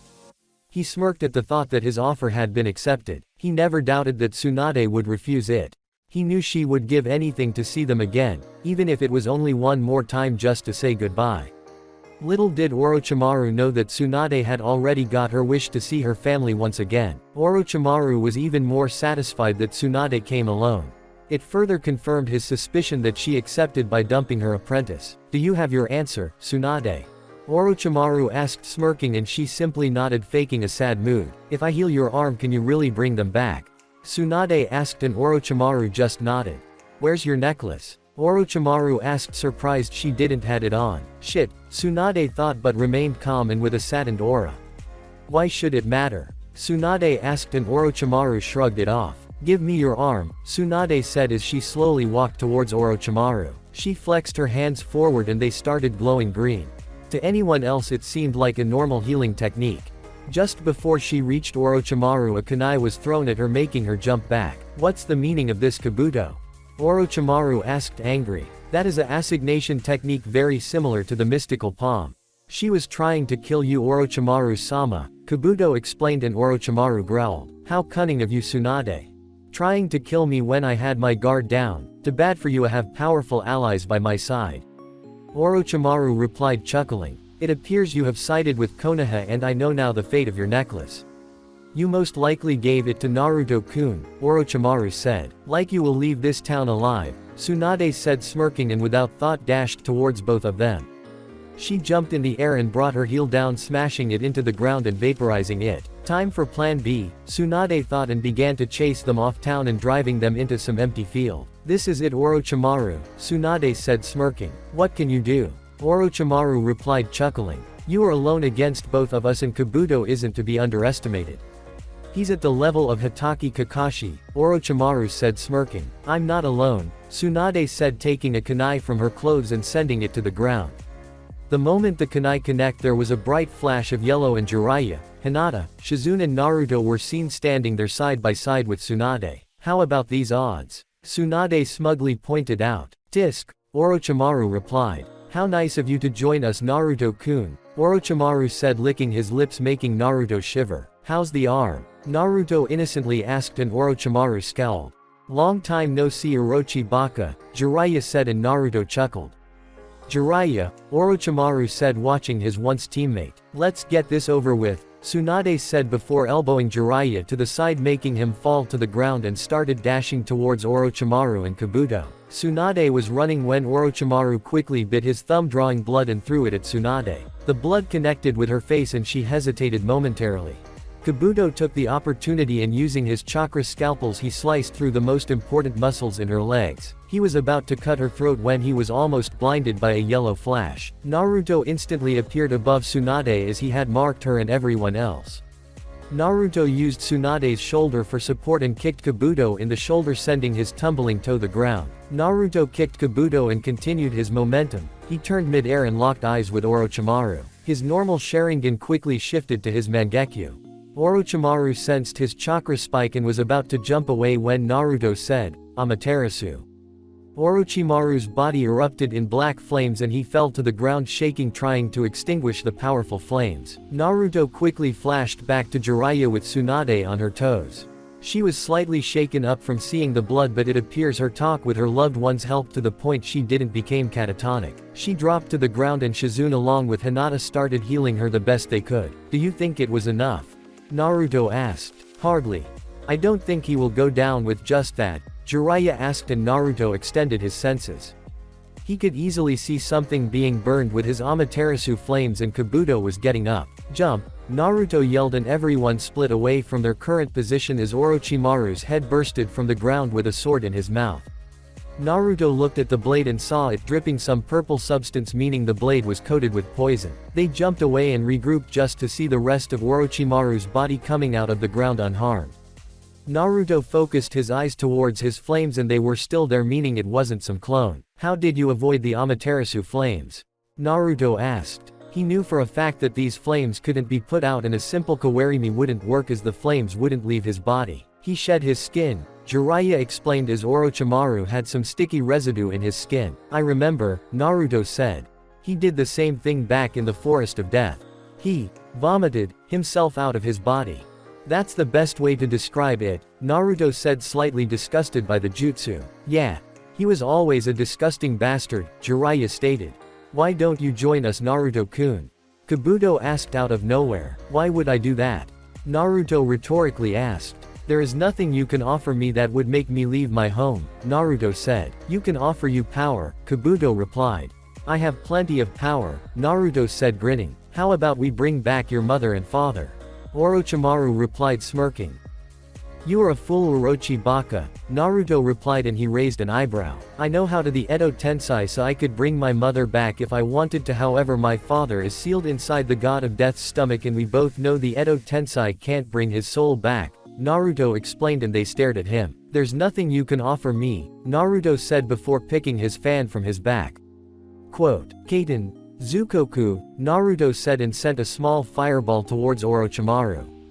However, this ball was going way too fast. Orochimaru and Kabuto jumped away, but the ball collided with the ground and exploded in flames, scorching both of them. Just as Orochimaru was about to touch the ground, Tsunade appeared behind him. Hi there, Tsunade said with a very sweet smile before cocking her fist and slamming it against Orochimaru's chest. He was sent flying into the ground, and when he crashed it formed a crater due to the force of the impact. A single punch. One punch and she broke all of my ribs and melted my insides, Orochimaru thought just before he shed his skin, once again coming out unharmed. That is going to be a problem, Hinata said as she watched with her Byakugan and noticed that Orochimaru was once again unharmed. Naruto, Hinata, can you both handle 4 eyes? Jiraiya asked and Naruto just stared at him with his eyebrows raised. Of course you can, Jiraiya said deadpan. Naruto and Hinata both ran towards Kabuto while Jiraiya, Tsunade and Shizune would deal with Orochimaru. Orochimaru seethed his teeth as his odds weren't looking too bright. Apparently Tsunade wasn't afraid of blood anymore, making him being against 2 cage-level shinobi. Shizune he could ignore. He looked towards his sidekick and he knew he wouldn't stand a chance. Naruto had enough raw power to easily match cage-level shinobi. You know you don't stand a chance, right? Naruto asked. Oh my. Such arrogance, Kabuto replied, smirking while pushing his glasses up. It isn't arrogance when you can back it up, Naruto simply replied, shrugging his shoulders. Besides, you are up against 2, Naruto explained. That may be, but I won't go down easily, Kabuto said and began running towards both of them. Naruto and Hinata teamed up and ran towards him as well, meeting him at halfway. They immediately engaged in taijutsu.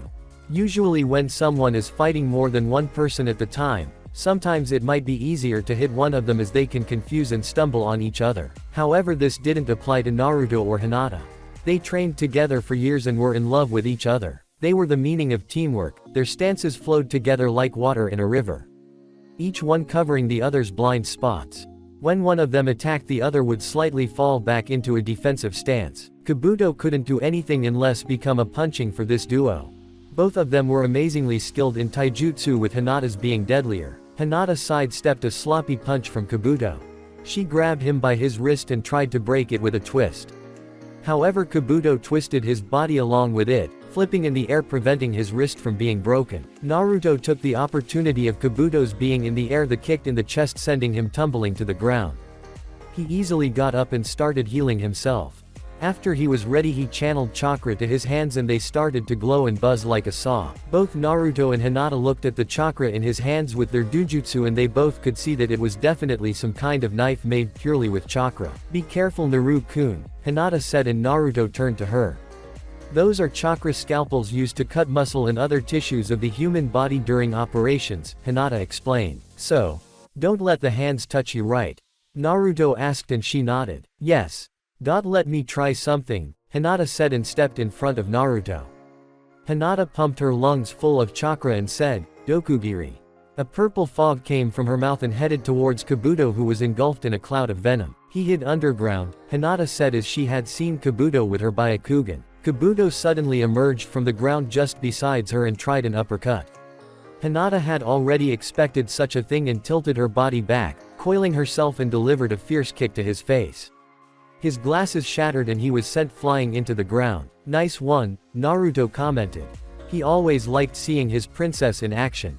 Thank you, she replied. Kabuto got up and spat a bit of blood onto the ground, dropping his glasses as well since they were useless by now. Snap. A sickening crunch was heard through the field as Kabuto realigned his broken nose to its proper place. Can you even see well enough to fight us? Naruto asked since Kabuto was now without glasses. If I channel chakra to my eyes I can see as good as a normal person, Kabuto explained, bragging.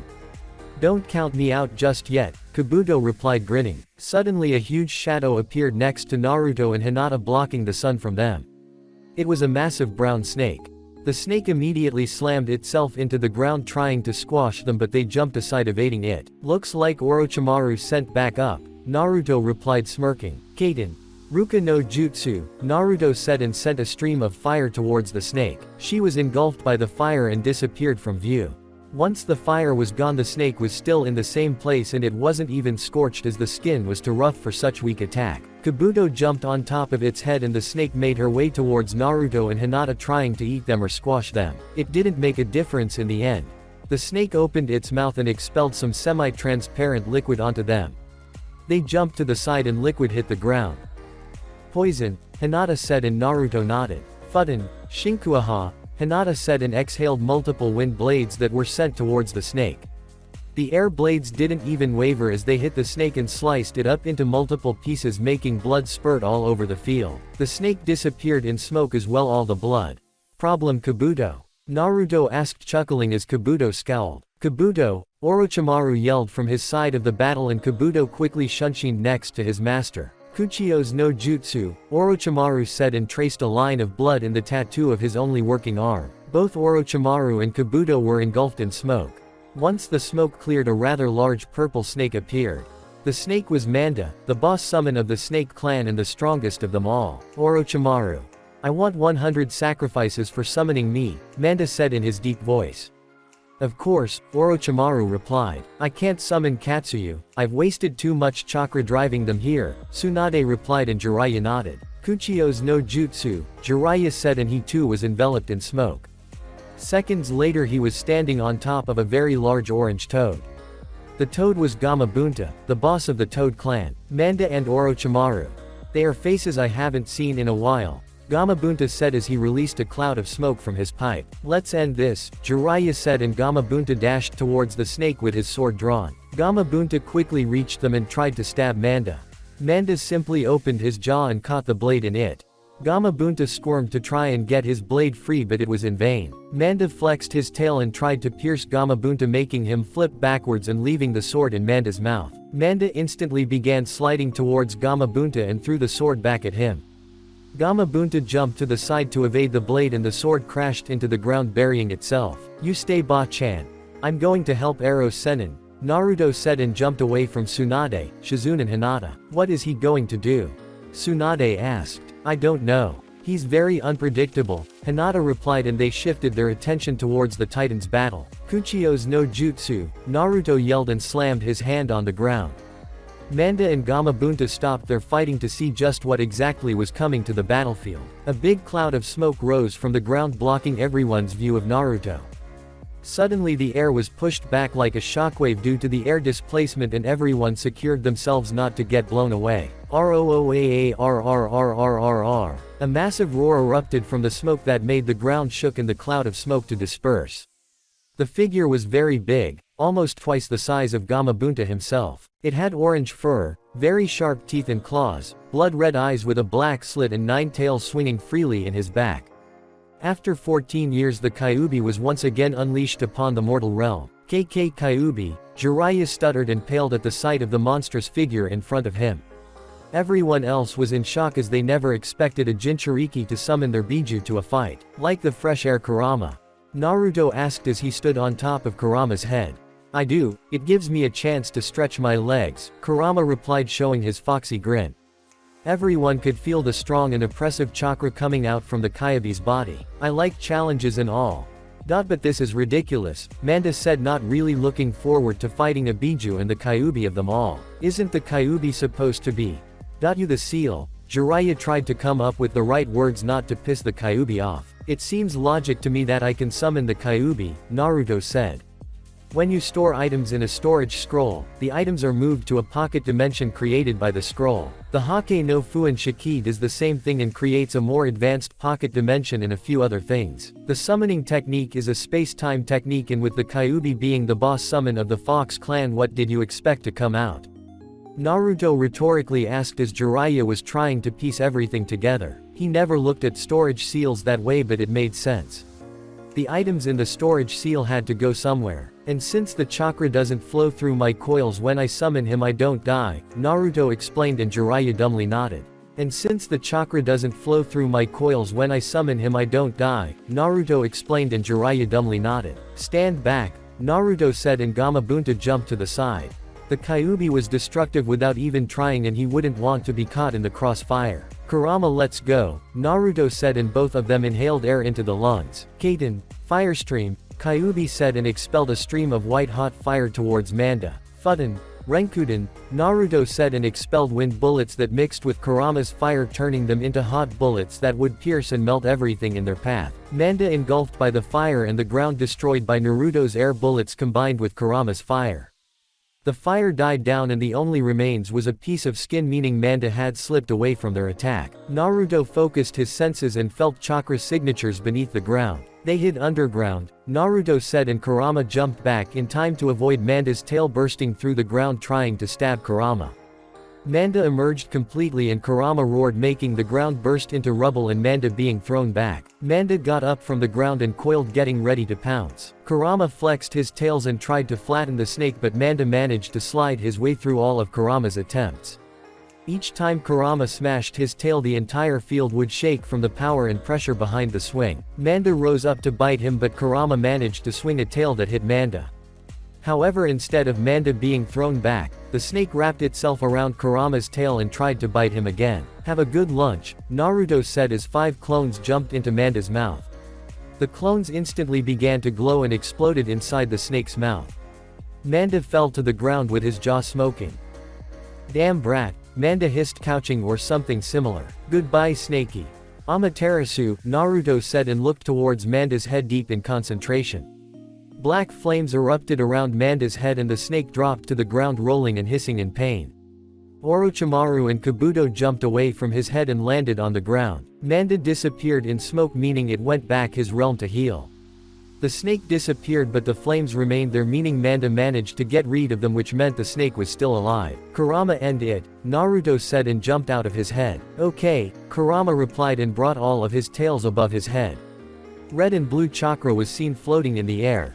Suddenly all the chakra bubbles condensed and formed a small perfect sphere. Kurama ate the chakra ball and Orochimaru raised an eyebrow. "Bijudama," Kurama said, and a pure energy ball exploded from Kurama's mouth like a cannon, heading at high speed towards Orochimaru and Kabuto. Kabuto panicked and blurred through hand seals.